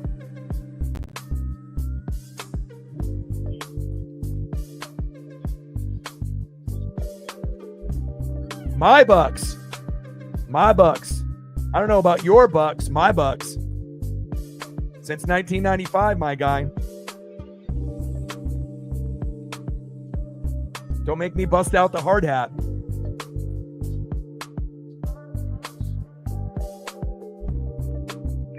Owens with the tackle there. 21 yards with Halani. First down and 10 at the Seattle 24. And even though the Eagles are dominant, again, they've had some weaknesses. We should have, if we didn't end up having a blocked punt, in that first drive, early, in the season, I definitely think that we would have been able to beat them. But, we played good in the second half, held them to like 6-7 points, but, didn't get enough points in the first half. And that definitely hurt us. Darnold with a laser, JSN. Wow. First down, Hawks. My Bucks. Move the chains. 20-yard pass from Darnold to JSN. Savage with the tackle. Sam Darnold doing Sam Darnold things.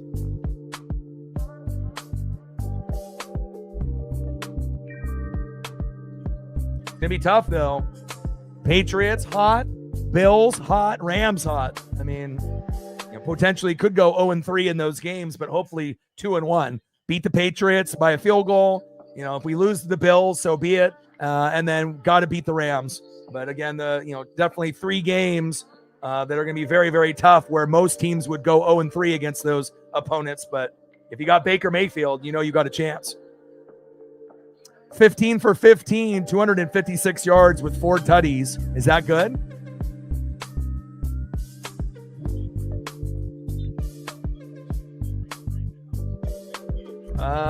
There's more than one, person. It's more than just the coach. It's the owner, the GM, the offensive coordinator, defensive coordinator. Everyone is to blame. Just not a good organization.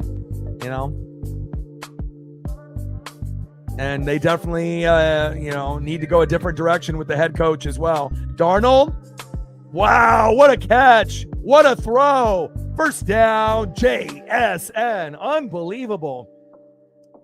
The touch that Darnold has, he is just in the fucking zone. It's like he's like playing Madden on rookie, everything is just so perfect. Just dropping it right in the breadbasket.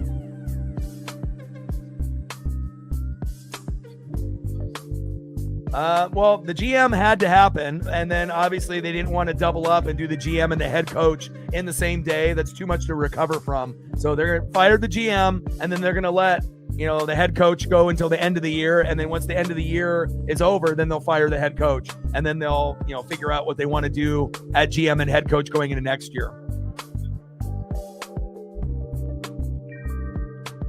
They haven't really been relevant since the Dan Marino era, and again, it's like the Dolphins need like a Dan Campbell type, whether it be, some former player, like a Dan Campbell with the Lions, someone that has that passion and that energy and that vision. And then you have someone like that build a staff, with great, friends and, former NFL players, like Dan Campbell did. And then, you just kind of take it year by year, but also tough division, with the opponents that you have to face. And, it just, they just have been below average for just so many years. And, they don't ever look like they're going to get any better. So.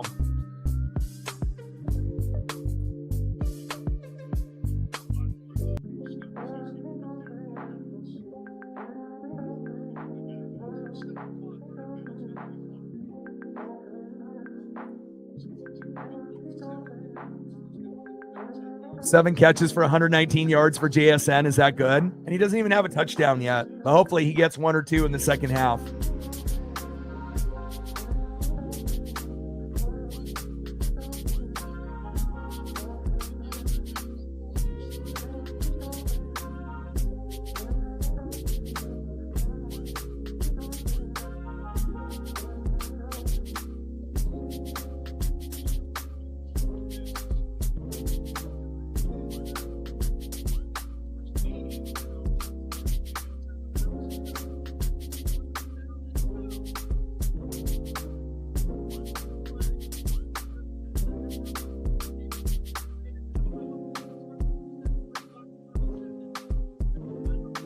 Give JSN the ball, baby.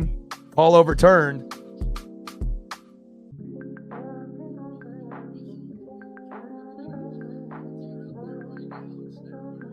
And timeout is called, and I assume you're going to get the field goal here.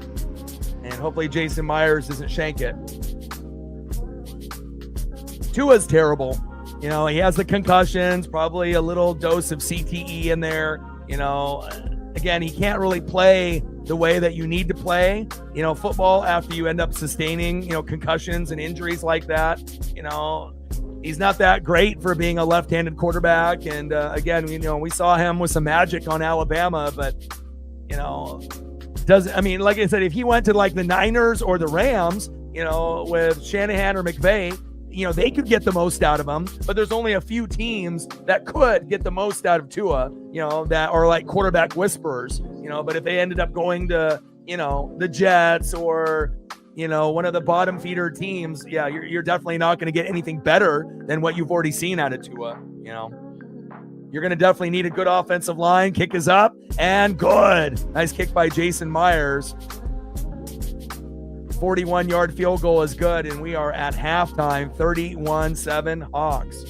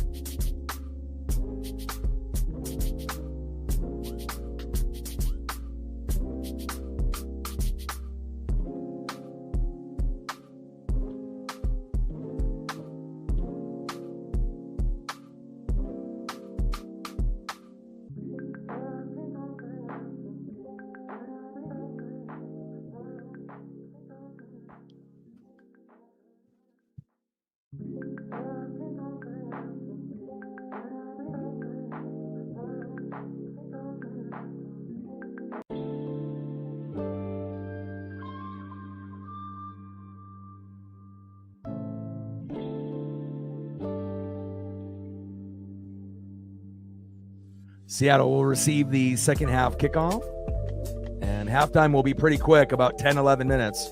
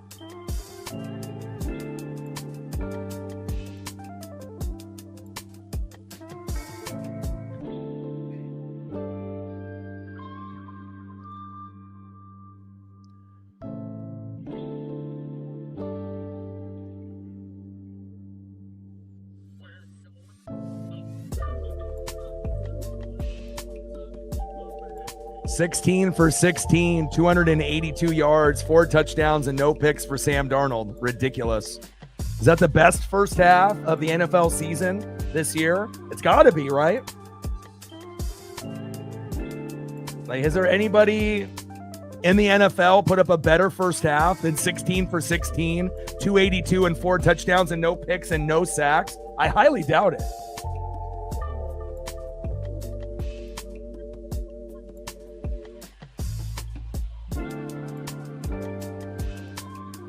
Let's go over some of the stats and some of the scores from earlier today. Bears 47, Bengals 42, Vikings 27, Lions 24 with J.J. McCarthy coming back. That's a little shocking, though.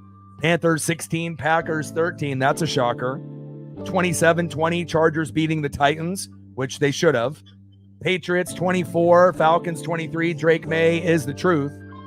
49ers 34, Giants 24. I mean, when you don't got Scattaboo or neighbors, it's hard to win. 27-20, Steelers over the Colts. Colts with 6 turnovers. They dropped from 7-1 to 7-2. Broncos beating the Texans 18-15, even though Bo Nix struggled early, was able to get some touchdowns late, and they got the Will Lutz field goal at the end. They improved to 7-2, 6 in a row. Jags 30, Raiders 29 in OT. Rams 34, Saints 10 in a blowout because the Saints are terrible. And then the Bills 28, Chiefs 21. And even though the Bills might have the Chiefs number in the regular season, you know, the Chiefs have beaten the Bills 4 times out of 5 and eliminated them in the last 5 years. So you might be able to beat the Chiefs in the regular, you know, but in the postseason, the Chiefs always beat the Bills. You know, will this year be different? We will wait and find out.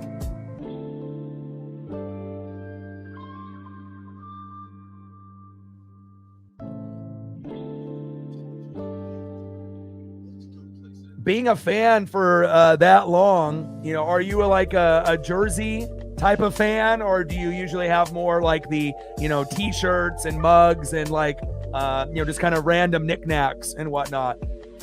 Being a fan that long, you got to have a few jerseys in the closet with Tampa.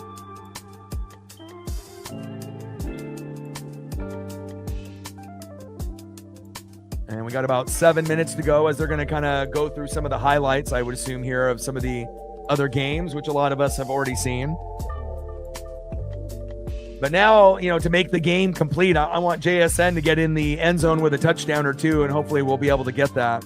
And then we'll be doing the Cowboys and the Cardinals, tomorrow. Not the greatest, matchup. We haven't seen the Cardinals on the stream this year. We have done the Cowboys when they ended up going to OT against the Packers and they tied. So, we know that Dak, can bring it, at some point, throughout the season. And obviously with an opponent like the Cardinals, you assume the Cowboys will win.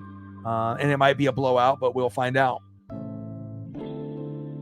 Beautiful throw there by Josh Allen to Dalton Kincaid early. Play action fake. Allen steps up.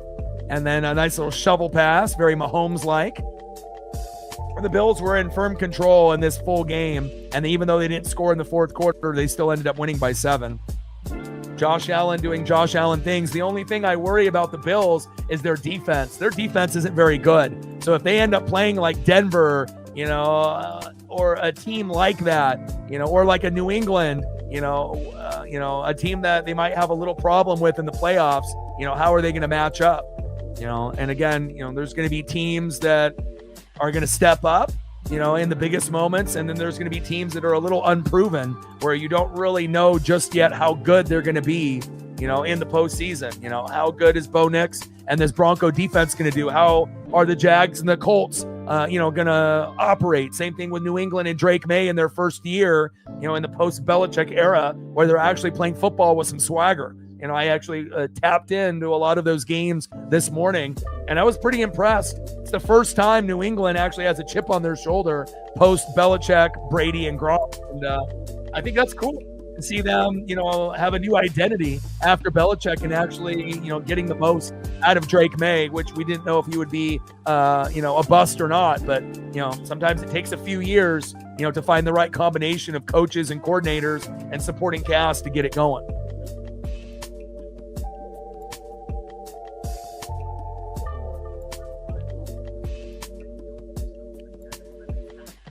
Yeah, I mean, this is one of the best first halves. It's got to be the best first half out of a quarterback in the NFL.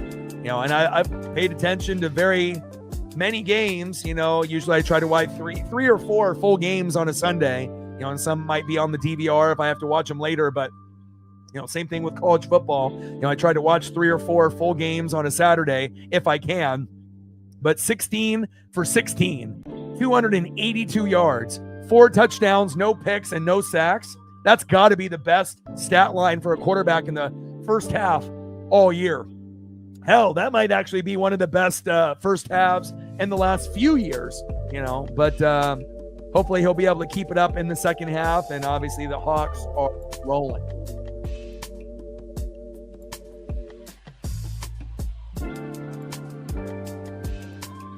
And JSN hasn't even, hit the end zone, or Kenneth Walker III. Like, if you would have told, a fan, watching the game that they would be up 31-7 and Kenneth Walker III and JSN haven't got in the end zone, that people would be wondering, well, who did? And definitely got, Horton involved early and often with the first 2 tutties. Arroyo got in and Cody White as well. And then you even get a late field goal right before halftime by Jason Myers. 31-7 Seattle.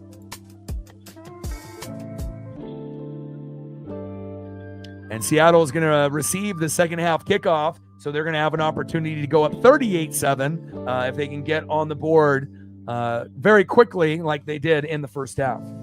And we're down with a 3-minute countdown before we get back into the second half.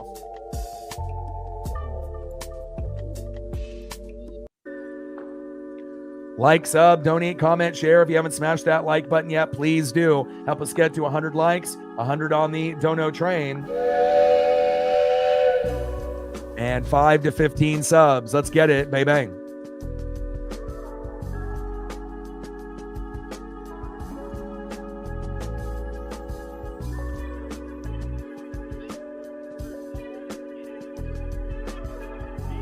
And we gained a sub, 77 subs to get to 23,300. Mike in the building, what's good?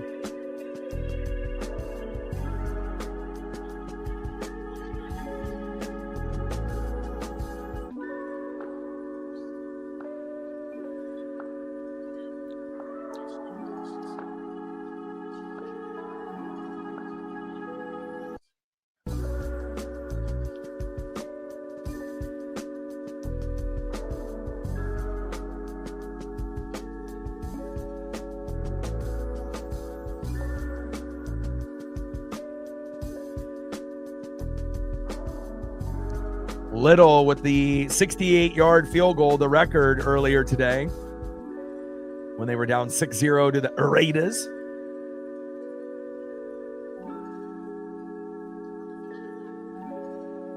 How's it going, Mike? How are you? Just enjoying this amazing weekend full of baseball and football. And then obviously since NASCAR is officially over and the MLB is officially over, so then that'll open the door for a little NBA and NHL. At some point, maybe WWE if they can lower their price, and that way we can end up doing a PLE once a month. But if they're going to continue with that $30 bundle with things that I already have like Hulu and Disney Plus, forget about it. But I would like to do it. And then, again, we'll have baseball back in March. But we're definitely going to have to, do the NFL, college football. That'll be the primary on the channel. And then, for filler streams, will be NBA and NHL with the Blazers and the Kraken, or just good matchups, during the week. So that way that we can, pretty much have content at least 6 days out of the 7 days. There might have to be, a day off per week if there's nothing really worth doing. But, I'm going to try to dive deep into the matchups and see what's available to me here, based on, live, feeds of the games. And, we'll try to figure out, some good matchups through the NBA and the NHL, just to kind of, keep things going until we get into baseball season again in March. So NASCAR championship was won by Kyle Larson. So Denny Hamlin, led the most laps and had the lead with about 2-3 laps to go, right? And then Byron, who was also in the mix of the final four, blew a tire. And when he blew a tire, then the caution came out, and everyone knows once you have a caution come out and you have to go to a restart, then you have to, take a chance if you're going to go in and take 2 tires or 4.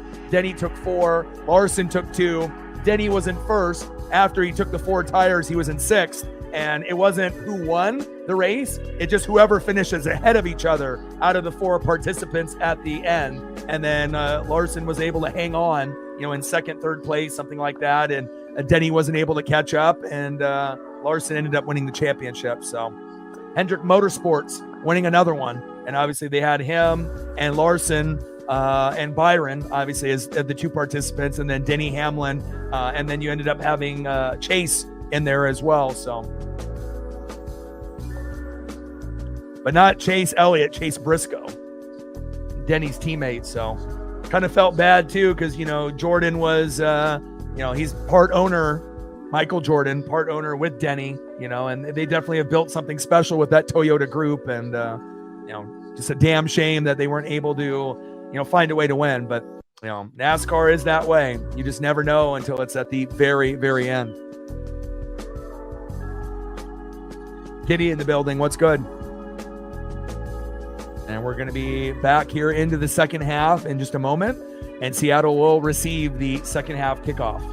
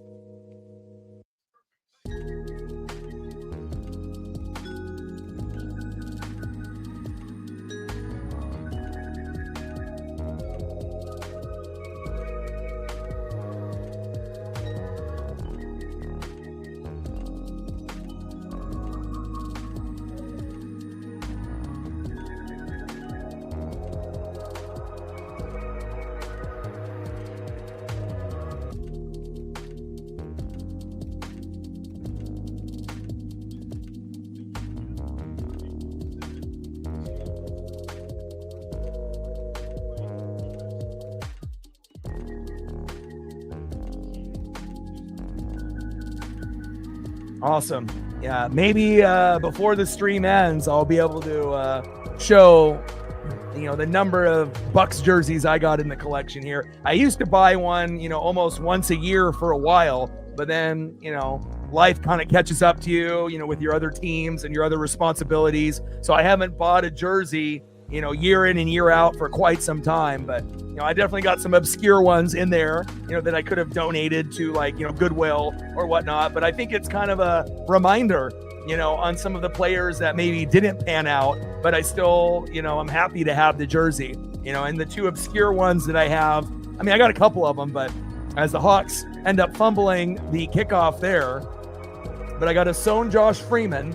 I got, a Keyshawn, from way back, early, in that early 2000s, run where we ended up making the Super Bowl and Super Bowl 37 in 2002. But the Doug Martin, rest in peace, kind of, and I usually don't really like offensive jerseys. I like defense, and then the Derek Brooks and the Simeon Rice and the Warren Sapp and guys like that. But there definitely still are some jerseys that I still don't own, like Rondé, John Lynch, and Mike Allstott that I would love to add to the collection at one point or another. And Kenneth Walker III running to that left side for a yard. Martin and Kinlaw with the tackle. 2nd down and 9 at the Seattle 20. All right, Mike, enjoy the tamales.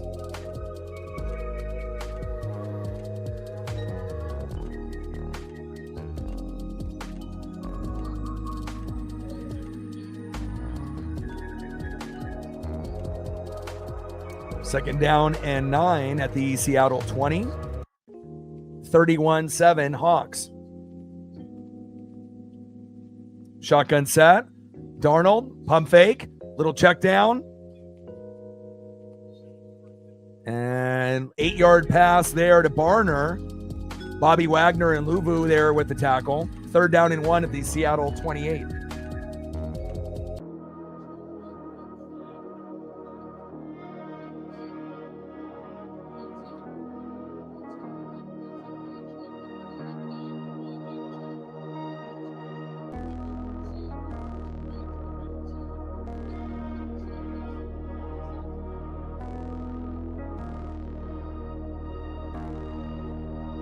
Darnold.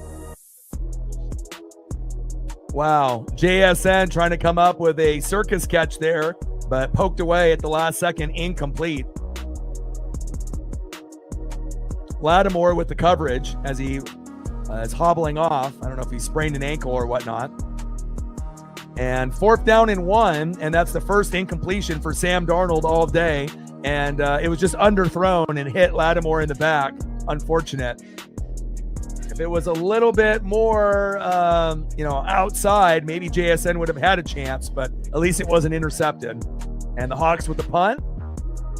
And good special teams tackle there by Seattle. Surratt and others there in coverage. Surratt.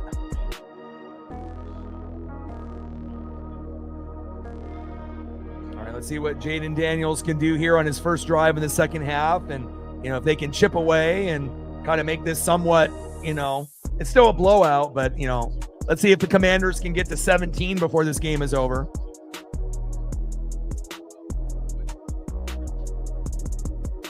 And Dixon with that 54-yard punt. 1st down and 10 at the Washington 21. Chief Will Chief in the building. What's good, brother? How are you? Not the ending that you wanted against the Bills, but I think you knew that was going to be a tough game on the road, that you could possibly lose by 3 to 7 points. And, even though you guys scored in the 4th, it was just not enough. Again, just needed a little bit more in the first half.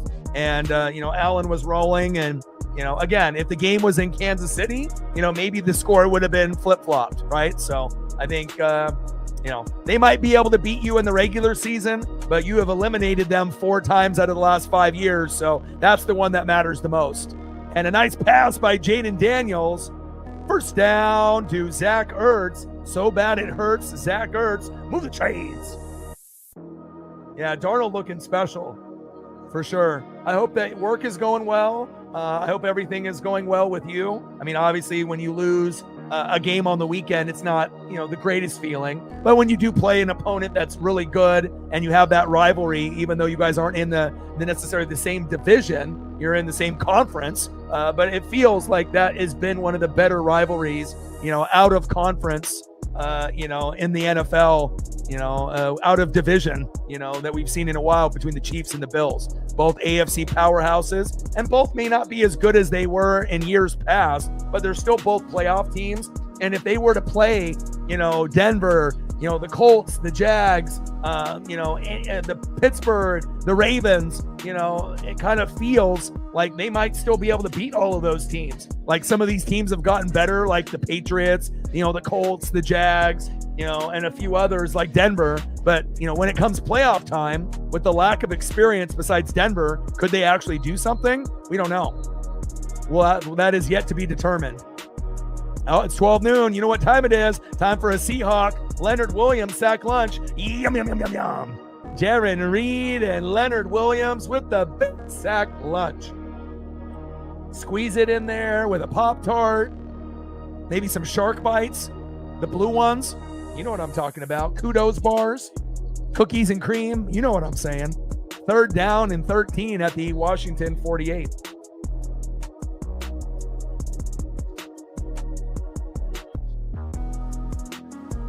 Like, sub, donate, comment, share. If you haven't smashed that like button yet, please do. Help us get to 100 likes, 100 on that dono train, and 5 to 15 subs.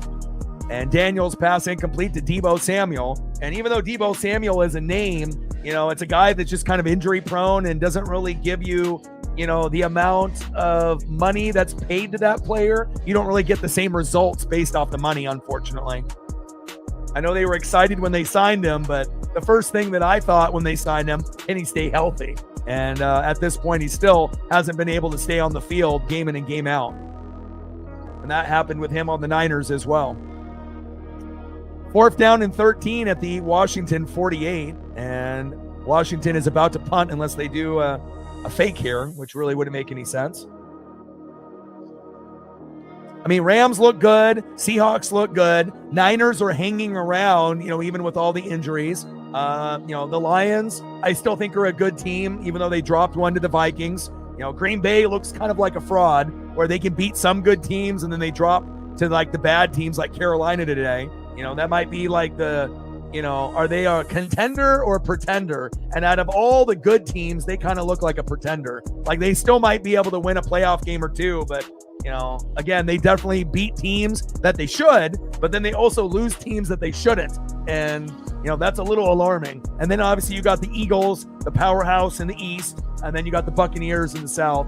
And, and then obviously in the AFC, you got the Chiefs, right? The Broncos, the Chargers, even though the Chargers, are going to try to keep up, but we'll see how long that happens. You got the Colts and the Jags, right? You got the Bills in New England, and New England's the real deal this year. With Drake May, he looks very good. They actually have swagger for the first time post Bill Belichick era and Tom Brady and Gronk, and that's cool to see.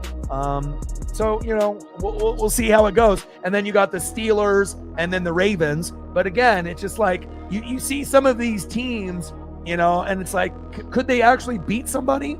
Like maybe the best chance, for the new teams to be able to beat like let's say the Chiefs or the Bills, maybe the Patriots and the Broncos would have the best chance. Broncos 1, maybe Patriots 2, and then it's kind of a wait and see with the Colts and the Jags and the Chargers and, and some of the other teams. And then obviously I'm not really a big believer in the Steelers or the Ravens, and obviously Lamar changes everything, but I kind of worry about their coaching, their coordinators, with play calling. And again, it's like, I like Lamar a lot, but again, it's like, when it comes down to the clutch in the fourth quarter, they choke way too often, and again, it's like they need to make a move. If they're not going to move on from Harbaugh, they need to move on with the offensive coordinator. And again, I don't think I've seen an elite coach blow more games in the fourth quarter, in the AFC, than Harbaugh, and we know Shanahan is great in the first 3 quarters in the big games, but he can't coach in the fourth and he gets outplayed. But, there's so many, missed opportunities for Lamar and that coaching staff. We'll see if they can, come back and win the division over the Steelers, which they should, but we'll see if Lamar can stay healthy the rest of the way.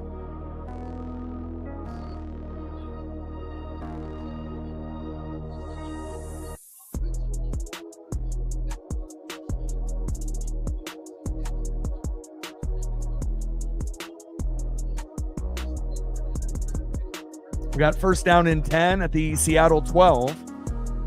Fair catch by Horton, who's been busy today with 2 tutties. Darnold under center, 31-7. Hawks. 10:50 left in the third quarter. Darnold, play action, going deep, one-on-one, pass incomplete. Intended receiver, JSN, and a late flag comes out.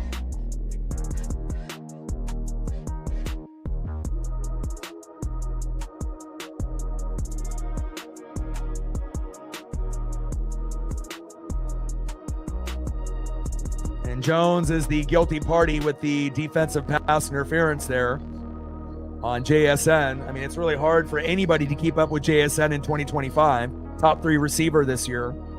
First down and 10 at the Seattle 40 after the penalty. Just a smidge of pass interference. Just a smidge. I mean, he was all over him. That was a felony. Handoff to Kenneth Walker III to that left side. 1 yard gain. Second down and 9 at the Seattle 41. Good defense there by Washington. Day with the tackle.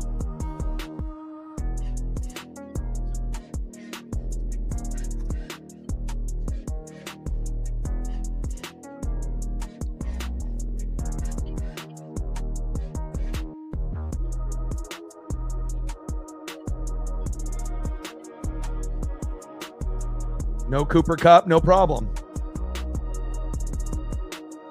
But hopefully Cooper Kupp will you get healthy, as the weeks go on. But they got plenty of depth.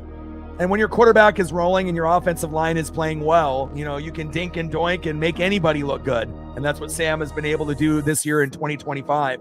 It doesn't matter if it's JSN, or someone that's not very well known like Elijah Arroyo, or Torrey Horton. You're going to be able to get these guys opportunities, and, it's up to them to step up and make the plays, and a lot of those guys have.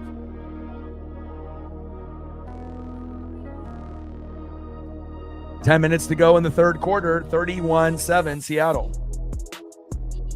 This is probably the first blowout that is still entertaining. It's Washington's going to make some plays, and they're going to get on a little bit of a run with Daniels, and they might get to, at the very most, they'll get to 20, but it kind of feels like maybe 17. And then we'll see, with Seattle, obviously with a big lead, at some point they're going to run the football, try to bleed out the clock, but they're still going to be able to throw the football here and there. So.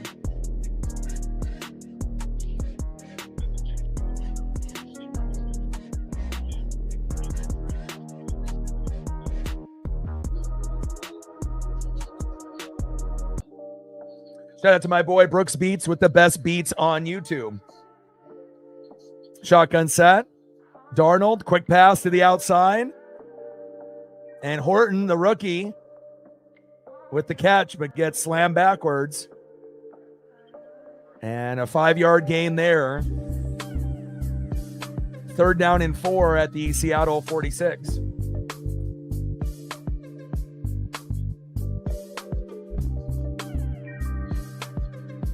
I had an amazing spaghetti and meatball lunch for the first time in 3 years. And when you haven't had spaghetti and meatballs from your favorite restaurant in 3 years and you end up having it with the garlic bread, let me tell you, probably one of the best meals I've had in a long, long time. Third down and 4. Darnold. Intercepted. Wow. And there are the Washington Commanders here in the second half, and Sam Darnold wasn't going to be perfect here. And let's see if Washington can capitalize off this interception.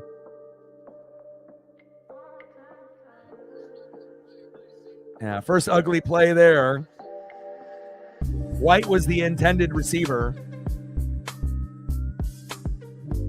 And when you throw across your body like that, 9 times out of 10, that's going to turn into an incomplete pass or an interception. And even if you have really strong arm strength, anytime you go across your body or away from your body, momentum-wise, really hard to make that play. 2 turnovers for Washington. That's the first for Seattle. Let's see if Seattle can get a fumble or kick and get the ball right back. Yeah, mistakes happen. It's the NFL. You're still up 31-7. And off. And towards that left-hand side. And Debo with the 3-yard gain. Murphy there for the tackle. Second down and 7 at the 50-yard line. 31-7 Hawks.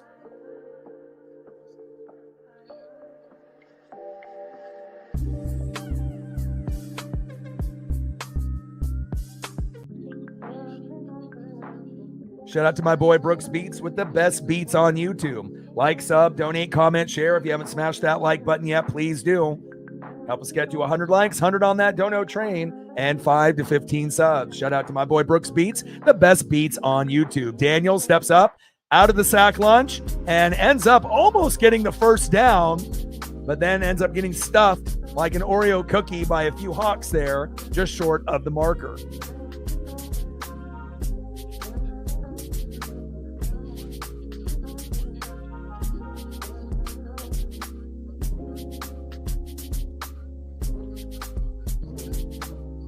Murphy and Williams are probably thinking, how the hell does he still moving?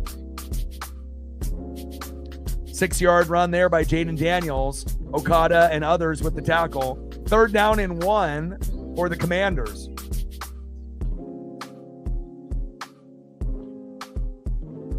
And Rodriguez with a power run. 1st down, Washington.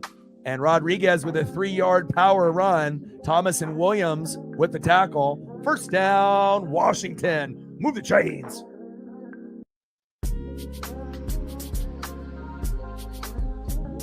Shotgun set, trips right. 4 wide receiver set for Daniels. Blitz coming off the edge. Daniels looking, scrambling, and decides just to take a short gain. See how many yards he ended up getting there, 2 or 3? Or maybe it was only 1. Yeah, 1-yard gain. 2nd down and 9 at the Seattle 40. Sometimes it ends up being, addition by subtraction. Sometimes when you end up, taking a piece away and replacing it, sometimes you end up getting better. Take out Chauncey Billups, bring in Splitta, and now the Blazers look like a playoff team.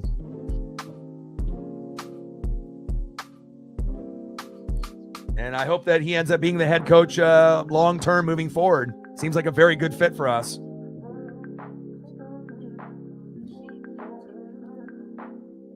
And any time in the NFL you have a coach for 5 or 10 years, at some point you have to move on most of the time. Sometimes the message, kind of just dies off and it just goes in one ear, out the other. And, sometimes you just need something new, a new face, a new personality, to kind of fire up the team and the organization. So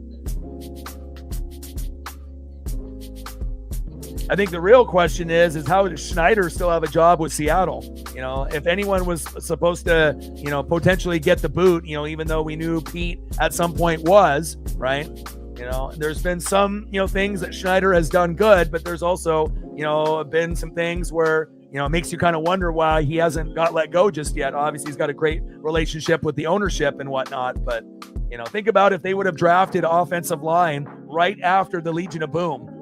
Maybe things would have been different, if they would have been able to, keep the Legion of Boom and that, defensive secondary still in line. And obviously they didn't really, address the offensive line like they should have. And things could have been much, much better. 2nd down and 9 and timeout is called, flag on the play. I mean, some people like him, and that's fine. But if you look at his track record in drafting certain players, some guys have hit, but there's been a lot of misses. But obviously with this new regime with, Mike McDonald, obviously it seems like it's much better. You're definitely going in the right direction, but it definitely shows you, who they favor, head coach or GM, depending on who gets fired and who keeps their job. So like they were always planning on keeping Schneider and letting Pete and Russ walk. So, but as long as they're winning now, then obviously Schneider isn't going anywhere. But some people do, everyone's got their own opinion, right? 2nd down and 14. Daniels, and he gets caught from behind and thrown to the ground there pretty hard. And it's 12 noon. You know what time it is? Time for a sack lunch. Yum, yum, yum, yum, yum. Split by DeMarcus Lawrence and Byron Murphy. 3rd down and 15 at the Seattle 46.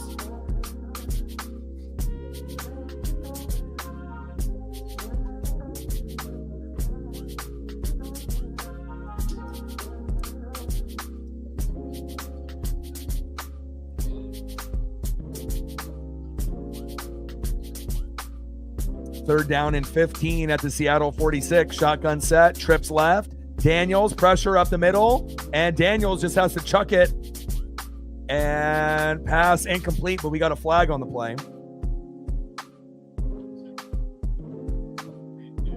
Yeah. But anyone would struggle with that team. I mean, even if you got Chip Kelly and you got Ashton Genty, they have so many holes. They're not, like the Broncos or the Chiefs or the Chargers even. They're quite a bit lower than those other teams in the AFC West.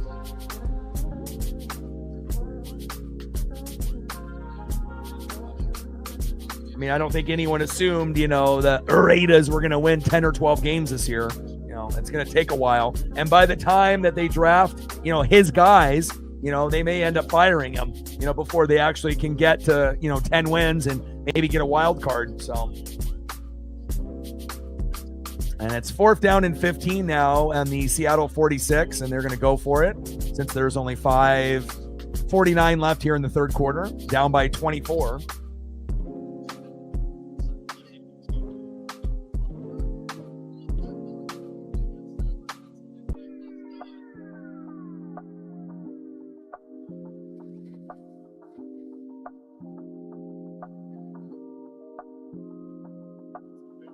Shotgun set on 4th down and 15. Pressure up the middle. Avoids a sack lunch. Avoids another. Pump fake. Running towards the sideline. And getting tripped up from behind.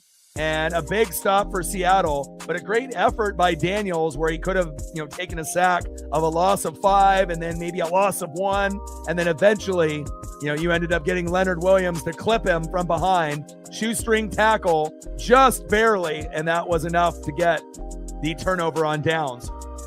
Nice job by Seattle and big boy Leonard Williams. And if you're looking at the players on defense, which is my favorite, besides the offensive line, player for player, this is the best Seattle defense that we've seen in years. It may not be as dominant, as like Bobby Wagner and the Legion of Boom in their prime, but again, it's definitely pretty special. The D-line looks special. The linebackers, fly around. The secondary has had some issues with Reek Woolen, but as far as the others, with Emanware and, the key contributors to the secondary, they got some nice pieces. And, again, we'll see if the defense will continue to keep, raising havoc for Jaden Daniels. And now let's see if Sam Darnold can get in the end zone with JSN or Kenneth Walker III here in the third quarter.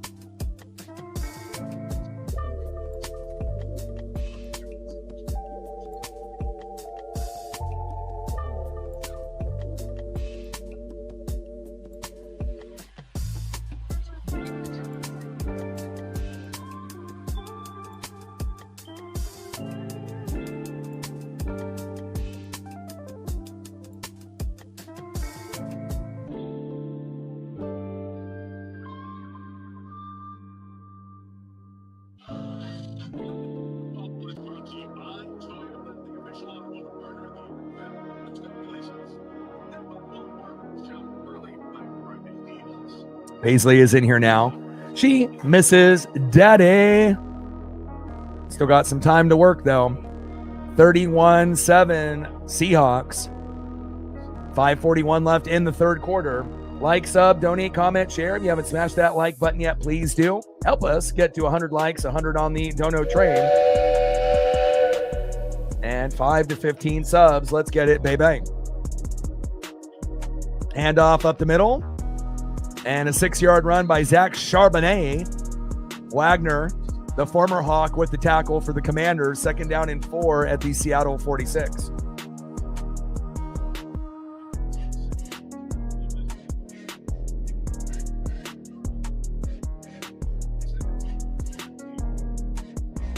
Shotgun set on 2nd down and 4. Darnold, plenty of time. Pressure breaking down from behind, and a little flip to Charbonnet before he takes the sack, but a flag comes down. I wonder if his knee hit the ground before the flip came out. Good awareness there by Darnold to, have that little pitch and that flip, but holding. Oh, wow, defense. Penalty is declined. 3rd down. 7 likes to 60. Let's get there, baby. Darnold short right to Charbonnet with that little flip, just like we saw with Josh Allen today. Normally it's something that Patrick Mahomes does, but great awareness by Darnold when he was just about to get the sack lunch on him to flip it to Charbonnet. I love seeing that awareness. Mini skirt with $1.50. Every dollar counts. I appreciate you very, very much. Thank you so much for your generosity. $1.50 on the Dono train. Love you too. And hopefully JSN will get in for fantasy, and again, everyone else has been able to, get in the end zone now. He does have a lot of catches and yards. So if you're doing PPR, you're probably doing pretty well, but to get that touchdown would definitely, give you the over-the-top numbers that you're looking for, especially if it ends up being, like a 20, 30, 40, 50, 60-yard tutty. That could be huge. 2nd down and 8 on the Washington 31. Darnold, play action, bootleg, flips it to the outside, and good coverage there by Washington on the short gain. Mini skirt with $1.50. Appreciate you. 3-yard pass. Jones with the coverage. 3rd down and 5 at the Washington 28. Marco's in the building. What's good, brother? How are you? Crazy World Series that we witnessed yesterday with the Dodgers coming back and winning it all.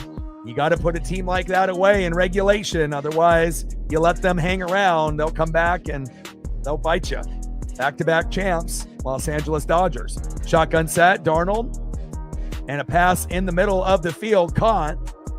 1st down, Hawks, and they definitely need to exploit as another catch by JSN there for mini skirt. But, they need to exploit the middle of the field. If they're going to play a soft zone, the open area will be in the middle of the field, and it'll be a mismatch with the tight ends, with the linebackers. But now they're going man instead of playing zone. So, again, Sam needs to adjust based on how he was making throws in the first half to zone. And now, on that last look, they are playing man. 1st down and 10, handoff to Kenneth Walker III, bouncing off a tackler and getting another 1st down for the Hawks, but they have a flag on the play. Face mask on the defense, but I hope that you're doing well, brother. Miss you. Like, sub, donate, comment, share. If you haven't smashed that like button yet, please do. Help us get to 100 likes, 100 on the Dono train, and 5 to 15 subs. Shout out to my boy Brooks Beats with the best beats on YouTube. 31-7 Hawks. And this might be the only time where there's a blowout, and I'm actually not upset about it. If you look good, you feel good, you play good, and there's not very many throwback unis that are on par with Seattle's. Tampa with the white throwbacks, maybe the Kelly Green with the Eagles, and there's a few other teams that got some nice ones from the 80s and 90s, but the white and the blue with the gray is a very good look for Seattle. They should wear them full time. Timeout, Washington. I mean, not to say, like these ones are just like normal looking, but imagine if they wore these week in and week out, how much more they pop. And again, sometimes, when you end up going into make jerseys in the modern day, there's just too much going on, colors and design. Sometimes you just got to make it simple, right? And then you just have to have the right color scheme, just enough green, but not too much, a proper amount of the blue and the white and the gray, a very solid look for the Seattle Seahawks here tonight.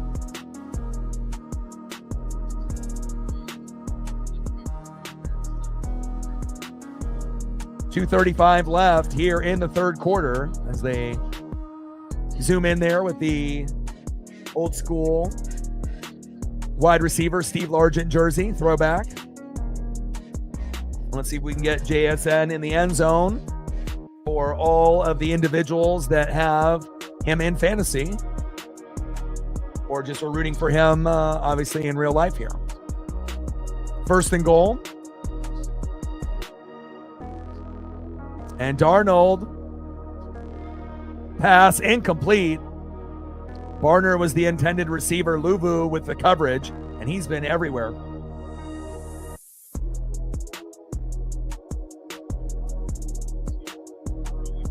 Earl, Cam, Sherman, Wagner.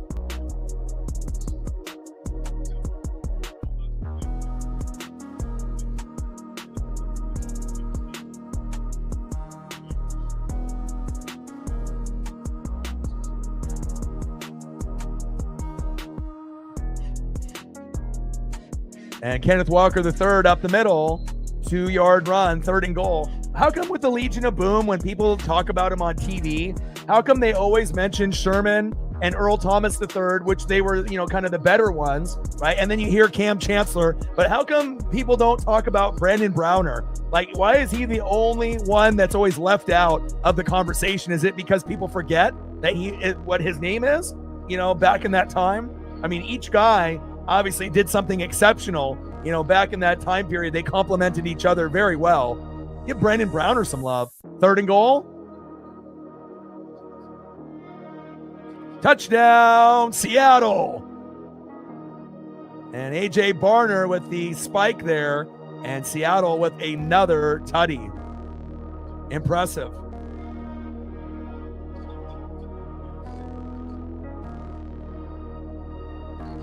And also Byron Maxwell, Walter Thurman, right?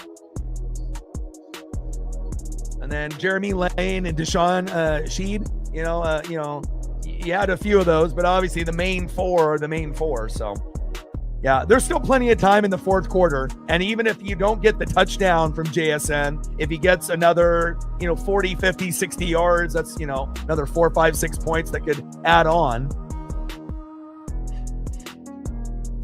Extra point is up and good. But JSN is at 8 receptions for 129 yards. So I would assume right now he's sitting at 20, 21 points for your fantasy if you're playing PPR. And then obviously if he ends up getting a touchdown, he'll hit 30, more than likely. So obviously, getting 30 is much better than getting 20 in fantasy, but hopefully he'll be able to get in the end zone for you.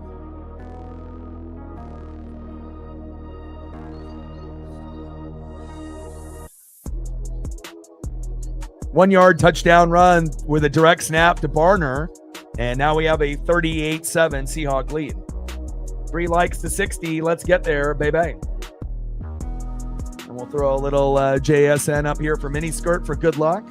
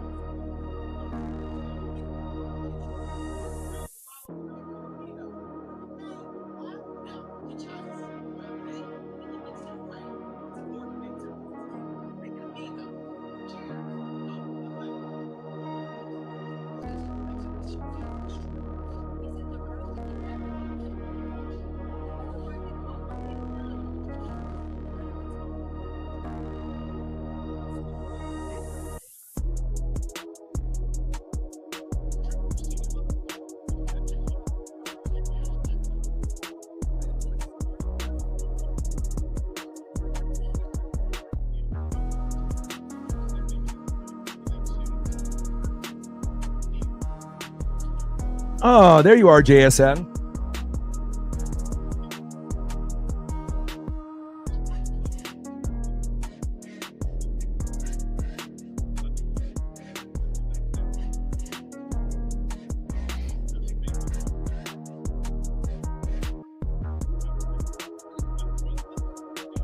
Reflect in the building. What's good?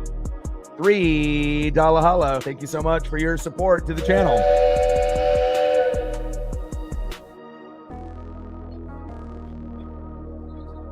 I also think it's probably due to the fact that, non-Seahawks fans have a hard time remembering the main four. Obviously Sherman is still on, football, like on Thursday Night Football. Earl Thomas III obviously did his thing, and then Chancellor would get, lay the wood and hit the big hits and whatnot and make the big plays. And, maybe it's just that fourth guy that sometimes gets overlooked.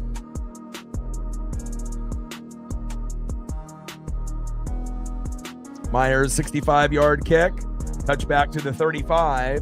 First down and 10 here for Jaden Daniels. Let's see if the Hawks can force a turnover with a pick or a fumble, but obviously very dominant here this evening.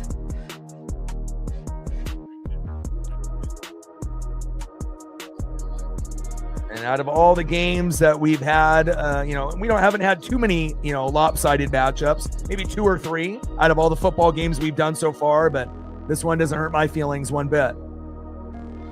And a crossing route to Deebo Samuel, and nice yak yards after that. First down, Washington. Move the chains. 19-yard pass from Jaden Daniels to Deebo Samuel.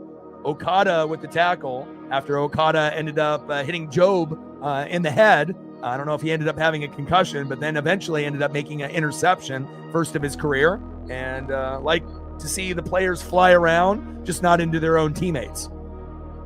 Trips right. Shotgun set for Daniels. Screen pass. And a great tackle there by the Hawks. And you got a flag on the play. Minnie with another $1.50. Appreciate you very, very much. Minnie is looking for JSN Tutty to win in fantasy. And we still got a quarter and a minute to go for that to happen. Yeah, well, based on the hit that he took to the mouth face area, it was, it looked pretty brutal. And hopefully he'll be able to recover.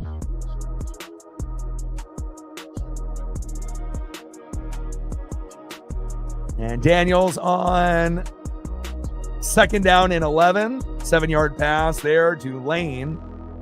Knight with the tackle. Third down and 4 at the Seattle 40.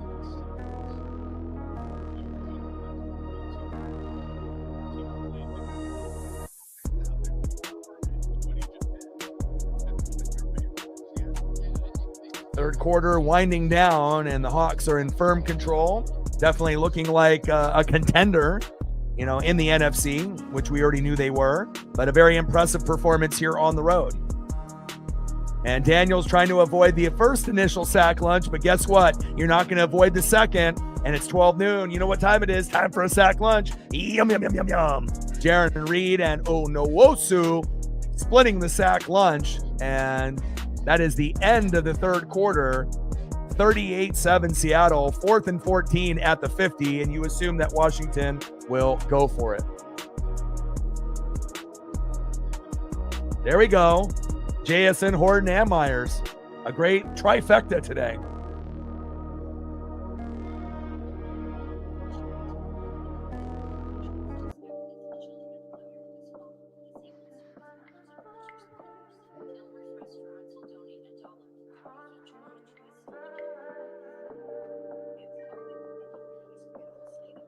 And you never know when you might end up getting a gem from Colorado State.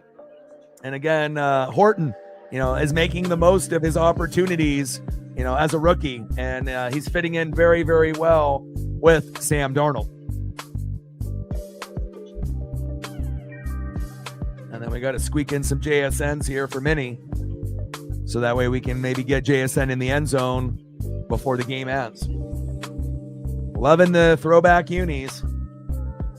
Great helmet, great jersey, great pants. You look good, you feel good, you play good.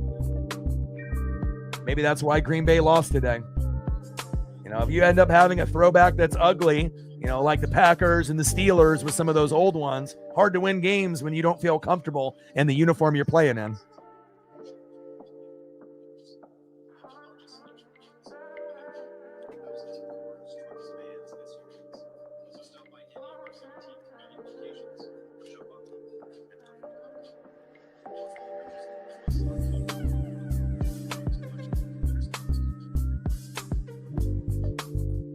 Shout out to my boy Brooks Beats with the best beats on YouTube.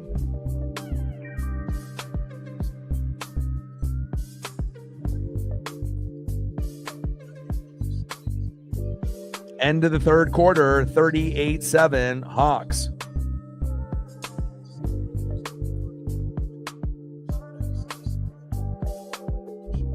They need to put Seattle on primetime more often. I need to see them more on Sunday night, Monday night. And again, we know sometimes those Thursday night matchups, end up being a little stinky. Sometimes they end up being the worst between the three nights. Sunday night, Monday night usually are good. Every once in a while, you'll have a clunker. Thursday night typically has clunkers, but every once in a while they'll have something special. But I think Seattle has another primetime game in December.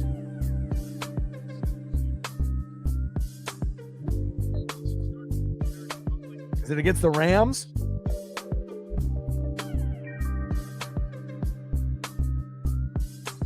And 4th down and 14, even though they're down by 31, they said, yeah, we're going to punt.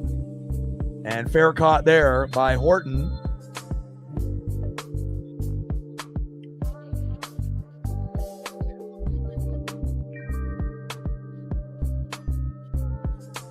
It's crazy how much more enjoyable the game is when you have a beautiful uniform to look at. And then when you have two beautiful uniforms to look at, then it's like, I feel like the game kind of goes in slow motion.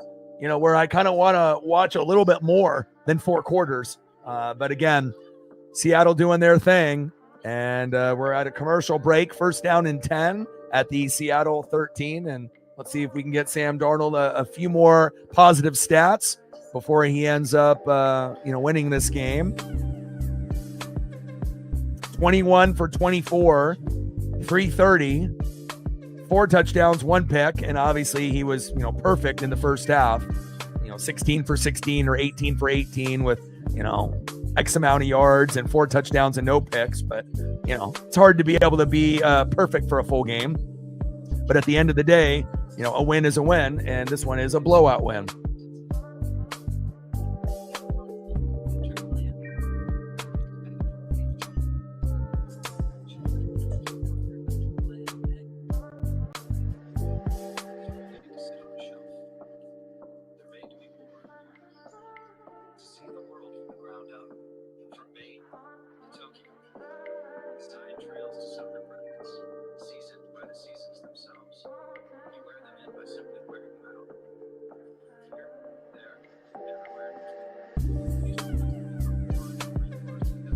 And maybe we'll end up getting Horton another opportunity to showcase his Colorado State skill set.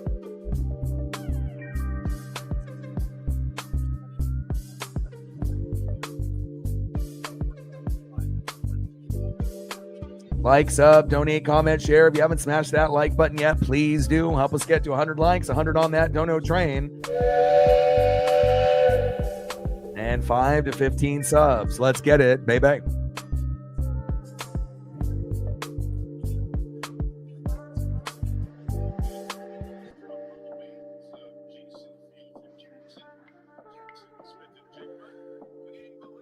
$117 reception yards per game. Most games with 100 reception yards in team history. Look at that. Steve Largent was 6. JSN was 6. And looks like that Largent record is going to be broken by JSN. That's when you know you're in good company, baby. 46% of the team's receiving yards. And again, with no DK Metcalf and Tyler Lockett, obviously that, gives the, opportunity for that door to open for more opportunities for him, even though Horton is very good as a rookie as well. Handoff up the middle, and Charbonnet with a 4-yard gain. And I would assume there will be a lot of running the football for Seattle here in the 4th quarter, but hopefully a few opportunities to throw for some first downs and, hopefully get at least a splash play here and there. And hopefully JSN isn't going to be on the bench for the whole 4th quarter. Oh, Garrett Wilson, Chris Olave, Jackson Smith-Njigba, Marvin Harrison Jr., and Emeka Egbuka. I would say that is a wide receiver U, huh? The Ohio State University. That's some special talent there, like Iowa with their tight ends. It's beautiful. Man in motion. Darnold, hands off up the middle.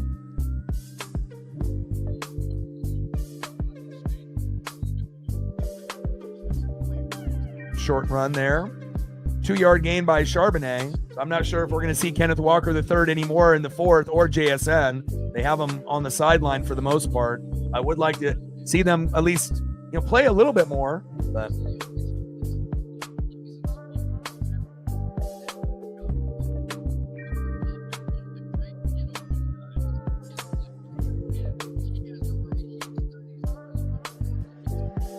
yeah, well, there's not going to be too many kind words between the Niner fan base and the Seahawk fan base. If you got two fan bases that hate each other, then that's just how it's going to be.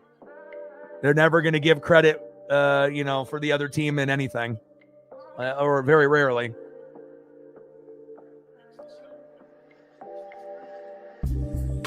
And Bobby Wagner, the former Hawk, making the tackle there with Amos on hand as well. 2-yard run by Kenneth Walker III. So at least Kenneth is out there. They got JSN just kind of wandering the sidelines. 4th down and 2 at the Seattle 22.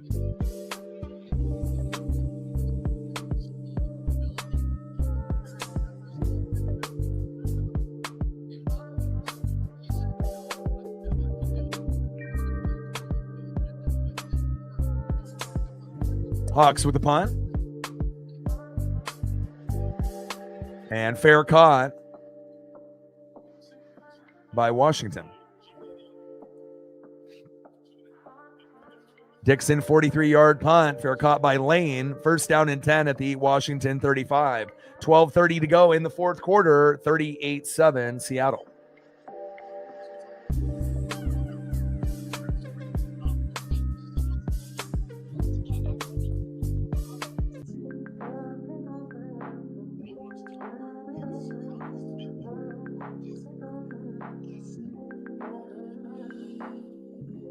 Yeah, I agree. Especially with Dan Quinn and Jaden Daniels, and playing the Bucks and then the Lions and then losing to the Eagles and to the NFC Championship game. What a hell of a run that they had. But most of the time, a quarterback will have the sophomore slump like CJ Stroud, where you just end up slumping in that second season when they have a full year of tape on you. But with Jaden Daniels, it's more injuries rather than slumping. And there also has been, some kind of inaccurate plays by him in his second year. But yeah, I definitely agree. You just never know from one year to the next. Not every team that had success the previous year is going to be great the next year. So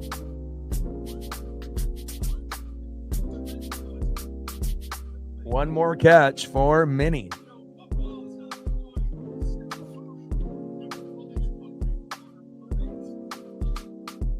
She says, I need one more. One more. Well, hopefully he actually gets in there instead of just roaming the sideline and having the other backups play.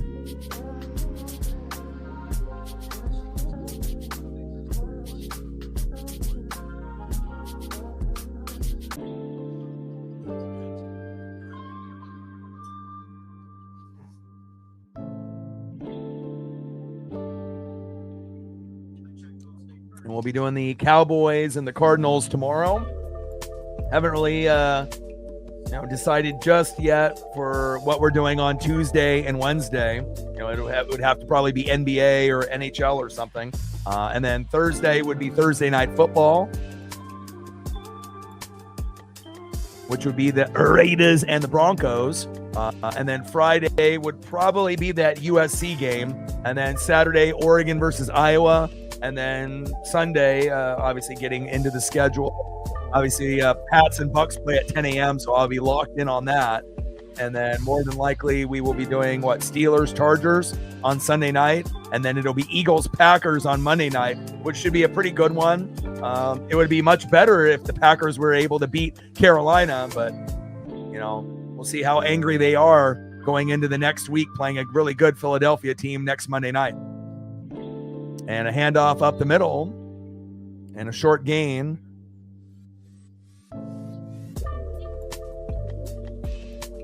Krosky, Merritt with a 5-yard gain. Thomas with the tackle. 2nd down and 5 at the Washington 40.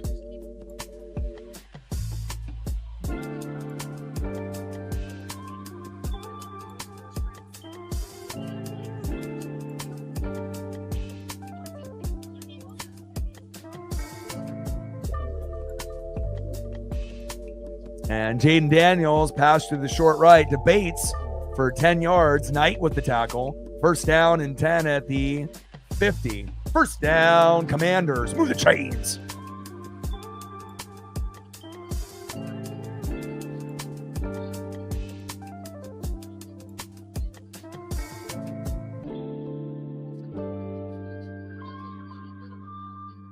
Whoa. Look at the tuna. Leonard Williams, my gosh. I was going to say that bluefin was pretty good size there. I mean, based on like Wicked Tuna and some of the shows that I watch, wow, that's impressive. 1 yard run by Krosky Merritt. Second down and 9 at the Seattle 49. 38-7 Seattle.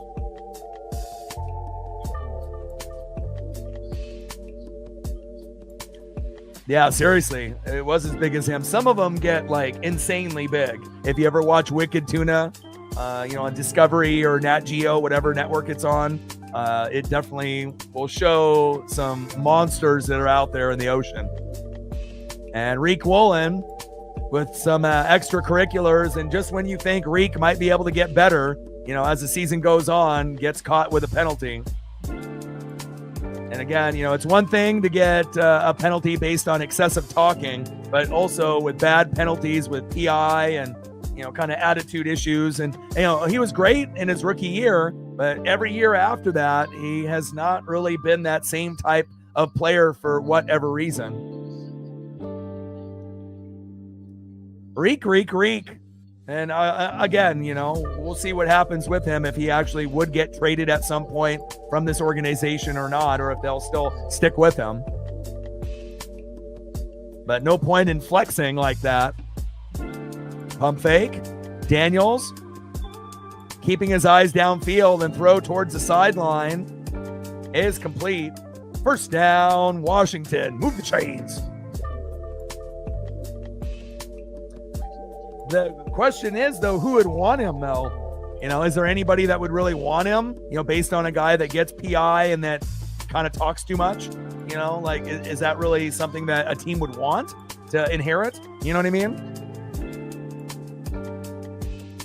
Like, even if you went to, like, the most disciplined team, I'm not sure if there's a cure for him. First down and 10, or even a change of scenery where he would actually start listening. I mean, I would hope he would, but...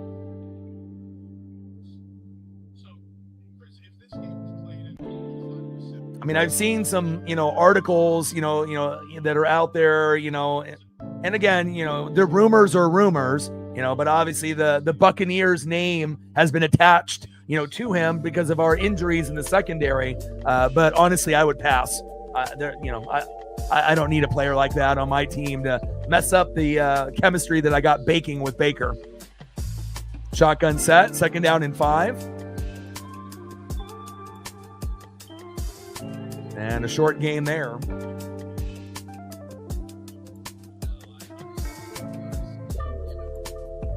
Third down and 6 at the Seattle 13.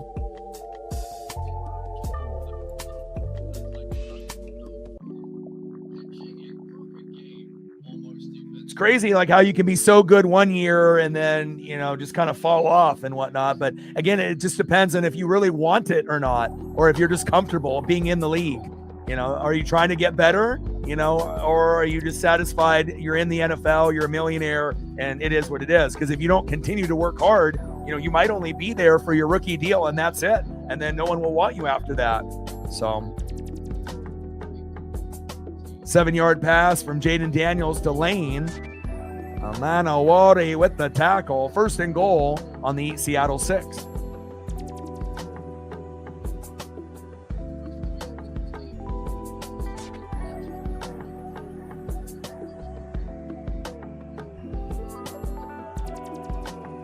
First and goal. Handoff up the middle. Zeke gave more to the Cowboys, though, than what you're ever going to get from Reek, though. Like, Zeke actually, I mean, you had 3 Pro Bowlers on the line, and when he came out, from college, obviously that first year was special. And then every year after that, he kind of got progressively worse. And then, they actually had a backup running back that was better than him. But then they just kept starting him for whatever reason based off the relationship with him and Dak. And a big sack lunch there by Seattle.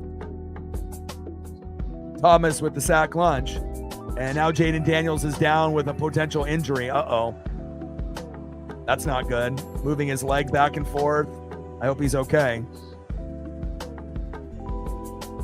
If Jaden Daniels is out for the rest of the season based off that play, that will not be good.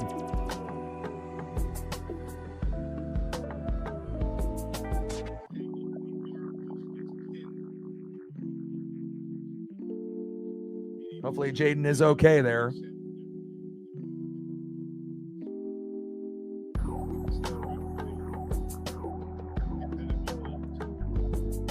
I wonder if he broke it or fractured it right there. Well, Commander season's over. It already was, even with Daniels and whatnot. Obviously, an opportunity for Marcus Mariota to try to do the best that he can, which is, he'll be good in some games and terrible in others. But again, you love the sack lunch, but you don't love it if it turns into a player of Jaden Daniels' stature being, injured with a broken bone or something of that nature. So that's a tough thing to see if you're a Commander fan, making it to the NFC Championship game and no one thought they could, with Dan Quinn and Jaden Daniels. And then year number 2, you're starting off 3-5 and your quarterback now might be out for the year, who already missed a lot of time in the first 8 weeks. Hopefully he's okay.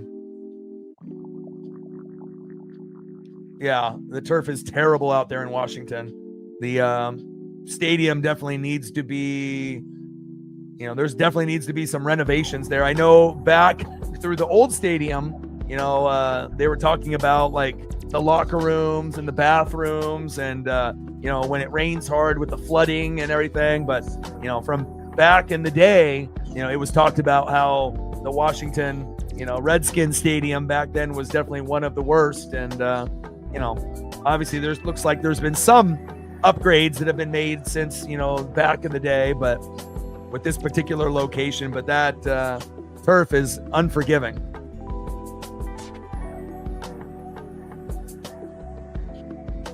Chief in the building. He said, I just charged my phone. Yeah, nobody should be using turf. It should be grass on every field, period. Think about how many less injuries we would have. We would still have Achilles, tears and, ACL, MCL, PCLs, dislocated elbows, pecs, everything in between. But if we had grass on every field, it would cost more money for the maintenance, but you would have less injuries. But you'll never have, all 32 teams with grass. It's just never going to happen. Some of these owners are too cheap, to make the upgrade.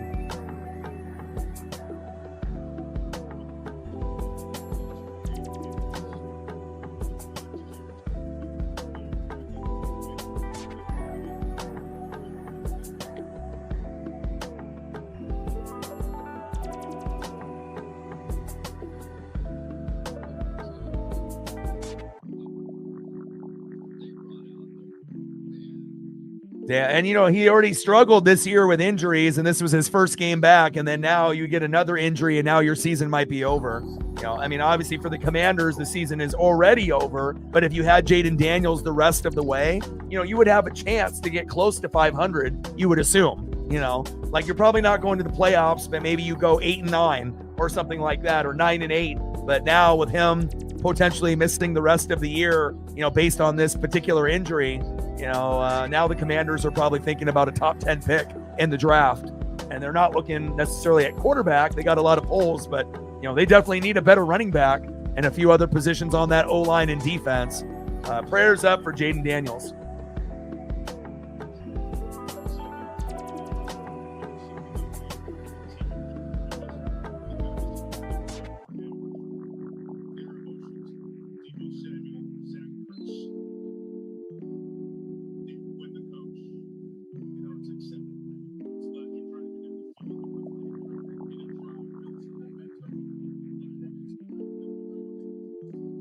Handoff up the middle. Touchdown, Washington. Spurs up for Jaden Daniels, baby.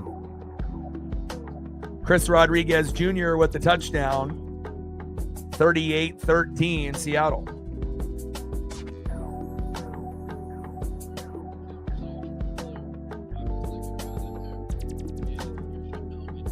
Yeah. Knowing Jaden Daniels' luck, it's probably a broken bone with ligament damage, you know. Extra point is up and good. 38-14, Seattle.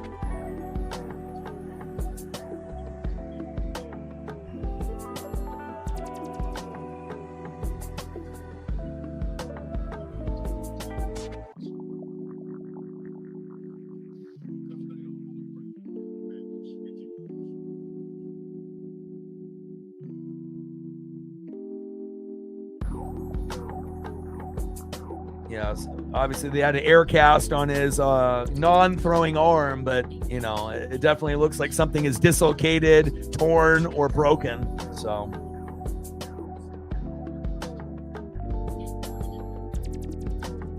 I mean, they were on cloud nine last year, and now it's like back to the regular kind of commander type of football prior to drafting Jaden Daniels, where this was kind of the, you know, situation that you would have. Sometimes they play good, you know, sometimes they get blown out.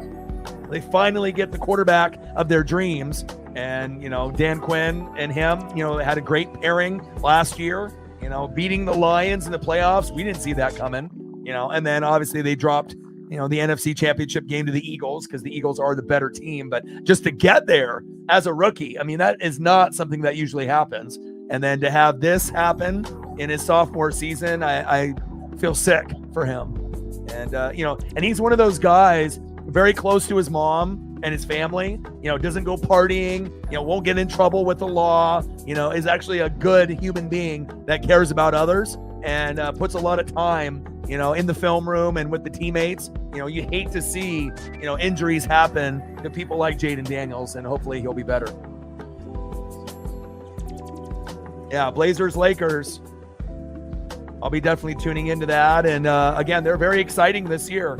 You know, when that 10-point deficit against the Joker and the Nuggets came back. And again, I'm really excited to be able to see Wemby the day before Thanksgiving. We had tickets to see him last year, but he got hurt. So hopefully, you know, Scoot had the game winner last year when we saw him, and Scoot now is injured. But hopefully Wemby will still be, you know, all NBA, all-star Wemby. And, you know, hopefully we end up competing with them. Obviously, we know how good the Spurs and OKC are this year, but the Blazers, you know, look at their record. You know, we're a top 4 team right now in the West. And I was just, you know, being modest, trying to shoot for an 8 seed. Hell, we keep playing like this, we might actually be, you know, a top 4, top 5 seed this year. But anywhere between 1 through 8 would be great. And I don't expect the Blazers to be 1 or 2, you know, but again, as the season goes on, if we can go up all the way to 3 and keep ourselves in the top 8 all year, that would be very, very exciting. And it's not like I'm going to go to a bunch of Blazer games, but typically 2 to 3 a year with my best friend Justin. And I really want to see Wemby.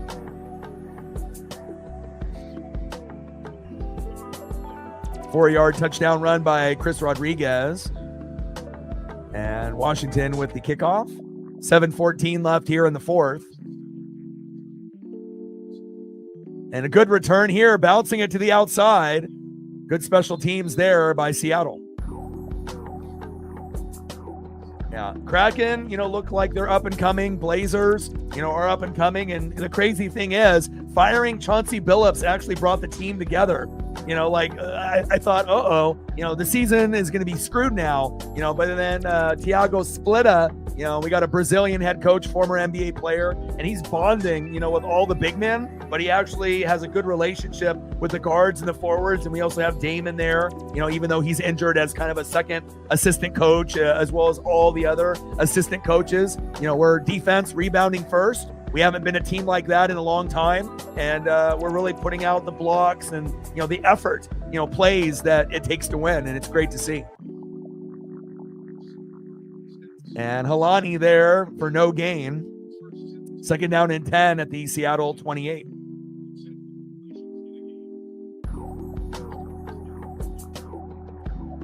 And the cool thing about the Blazers, they actually play for each other. They all are friends with each other. They get along, off the court, and the chemistry is there. And to not have Dame or Scoot, and to still be able to do this, Drew Holiday has been very impressive. He's still got a lot of gas in the tank.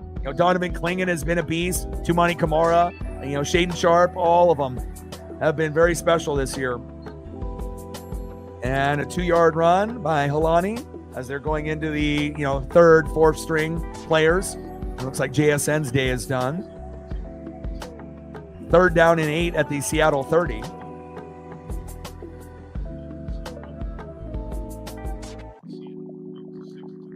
And now we got the Rams and the Hawks and the Niners still battling it out. And it shows you if you have great coaching, even when you have injuries, you can still be 6-3 like the Niners, or 6-2 like Tampa, with a bunch of injuries to the O-line, the secondary, wide receivers, and running backs.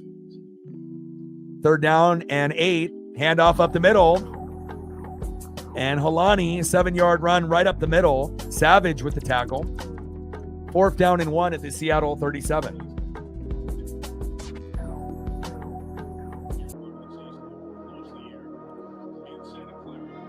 Oh, Arvidas was money, dude. I mean, by the time that we got him, though, he was already past his prime. But if we would have gotten Arvidas, from Lithuania in the 80s, we would have won a championship or two. And we would lost to the bad boys and we lost to Jordan and Pippen. But, if we would have had him and Duckworth was the backup, it would have been game over, Terry Porter, Clyde Drexler, Jerome Kersey, Buck Williams, Arvidas Sabonis, Kevin Duckworth, and Cliff Robinson off the bench. Give me a break. We would have definitely gotten at least one, especially when that was the era of centers back then with Olajuwon and Ewing and Robinson. And even when we got him late, he was still amazing. Great passer for a big man. And here is former Oregon Duck Heisman winner Marcus Mariota. 4 touchdowns, 4 picks in 2025, and it'll be his team for the rest of the year. Kind of a crappy way, to get the job, seeing, the starter Jaden Daniels finally come back. But there's a reason why you want to have a decent backup, so, that way you can kind of stay afloat. But based on Washington's record, no matter how good Mariota plays, they're looking like a top 10 pick in the draft. I mean, they might only end up winning 3 or 4 more games the rest of the season. Might be a 7-10 year. 5-yard run by Krosky Merritt. They definitely need to upgrade that position desperately. Morris with the tackle. 2nd down and 5 at the Washington 22.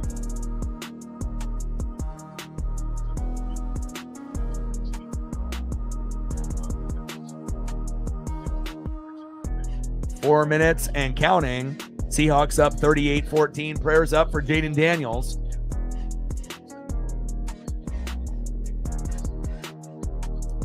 Second down and 4. Shotgun set to Mariota. Hands it off. Bouncing it to the outside. Breaking one tackle, but not the second. And Krosky Merritt for a 4-yard gain. 3rd down and 1. Rodriguez is a better running back than Krosky Merritt. I don't really know why they use him, but, Seahawks, Cardinals, Rams, Titans, Vikings, Falcons, Colts. All of those games are winnable. Obviously, the Rams and the Colts will probably be the biggest challenge. But all those other games, Cardinals, Titans, Vikings, Falcons are trap games that you should win. And again, Seattle looking like they're going to end up winning 12 or 13 games this year. Shotgun set. Mariota hands it off on 3rd down and 1. And a nice first down there. First down, Washington. Rodriguez with the football after they heard me mention that he's better than Krosky Merritt, which Chris Rodriguez Jr. is. And a nice 11-yard run. He's got a better burst, a better vision. And he should be the guy that gets more of the touches. But, they need to be able to get back to the days of having a guy like Clinton Portis. They need a better running back there.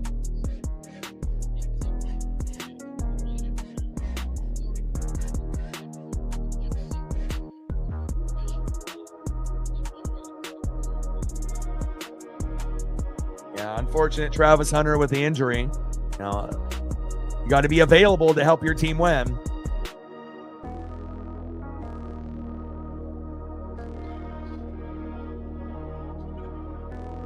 And we're getting close down here to the 2-minute warning.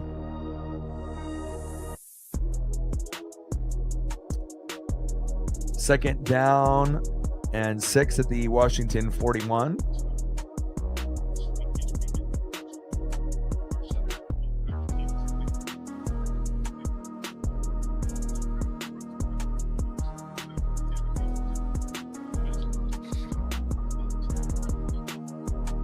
Jerry says 31 to 100. Let's get it, baby.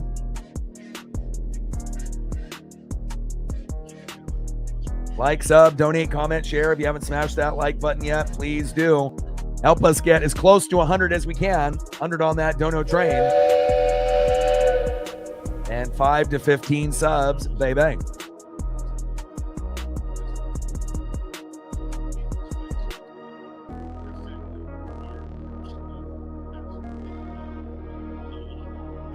And we gained a few more subs, 3 more since the last commercial break.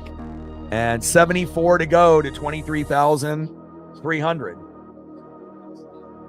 And I ended up going into Valhalla's YouTube channel, who is a, the main YouTuber that does Dodgers. We have a good relationship. And not only did I hop into his stream late, I actually even donated to him, which I normally don't do for other YouTubers that you're kind of like in competition with, even though he does Dodgers and I do Mariners. But, we're all trying to do the same thing. And wanted to congratulate him, on the back-to-back and the success of his channel. And, he's familiar that we're starting to break out. And, he's been continuing to break out the last couple years. And shout out to Valhalla.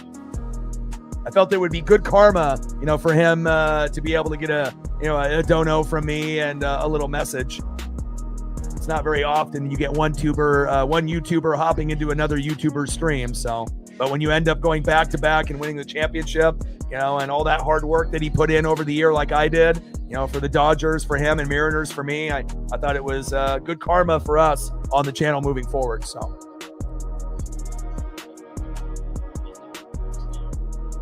I think the Cowboys are not a Super Bowl contender, but they're a borderline playoff team.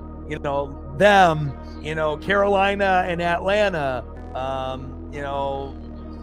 and a few other teams like the Niners, and Minnesota, where, depending on what happens with Green Bay and Detroit and Tampa and Philly and Seattle and the Rams, if there's any type of hiccups, there's going to be like potentially a spot open for someone to get that last spot in the playoffs.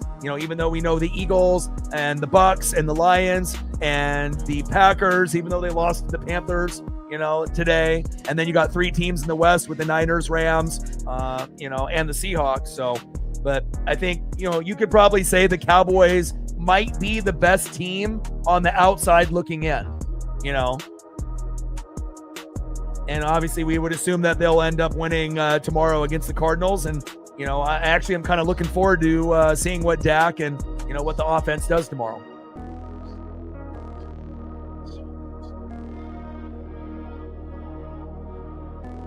Final score, Seattle Seahawks 38, Commanders 14. Appreciate every single one of y'all that came in to like, sub, donate, comment, share. Love you guys, and I appreciate you guys very much. Shout out to Megan, Miniskirt, Reflect, Miniskirt. Appreciate you guys very much for the support. TJ and the rest that helps out as well as Jerry and a few others to try to help get us our numbers. I appreciate it very, very much. It's always a team effort. And again, great win for the Hawks. Terrible outcome for the Commanders on top of the Jaden Daniels injury. Prayers up to him. Shout out to JSN and Sam Darnold for doing the thing. And I look forward to doing Monday Night Football with you guys tomorrow. It'll be the Arizona Cardinals versus the Dallas Cowboys. And I look forward to seeing you guys there. And I got one question for you. Who talk sports like us? Final score, Hawks 38, Commanders 14. And I look forward to seeing you guys tomorrow. Seattle with the big victory. Go Hawks. And I'm out. Gang.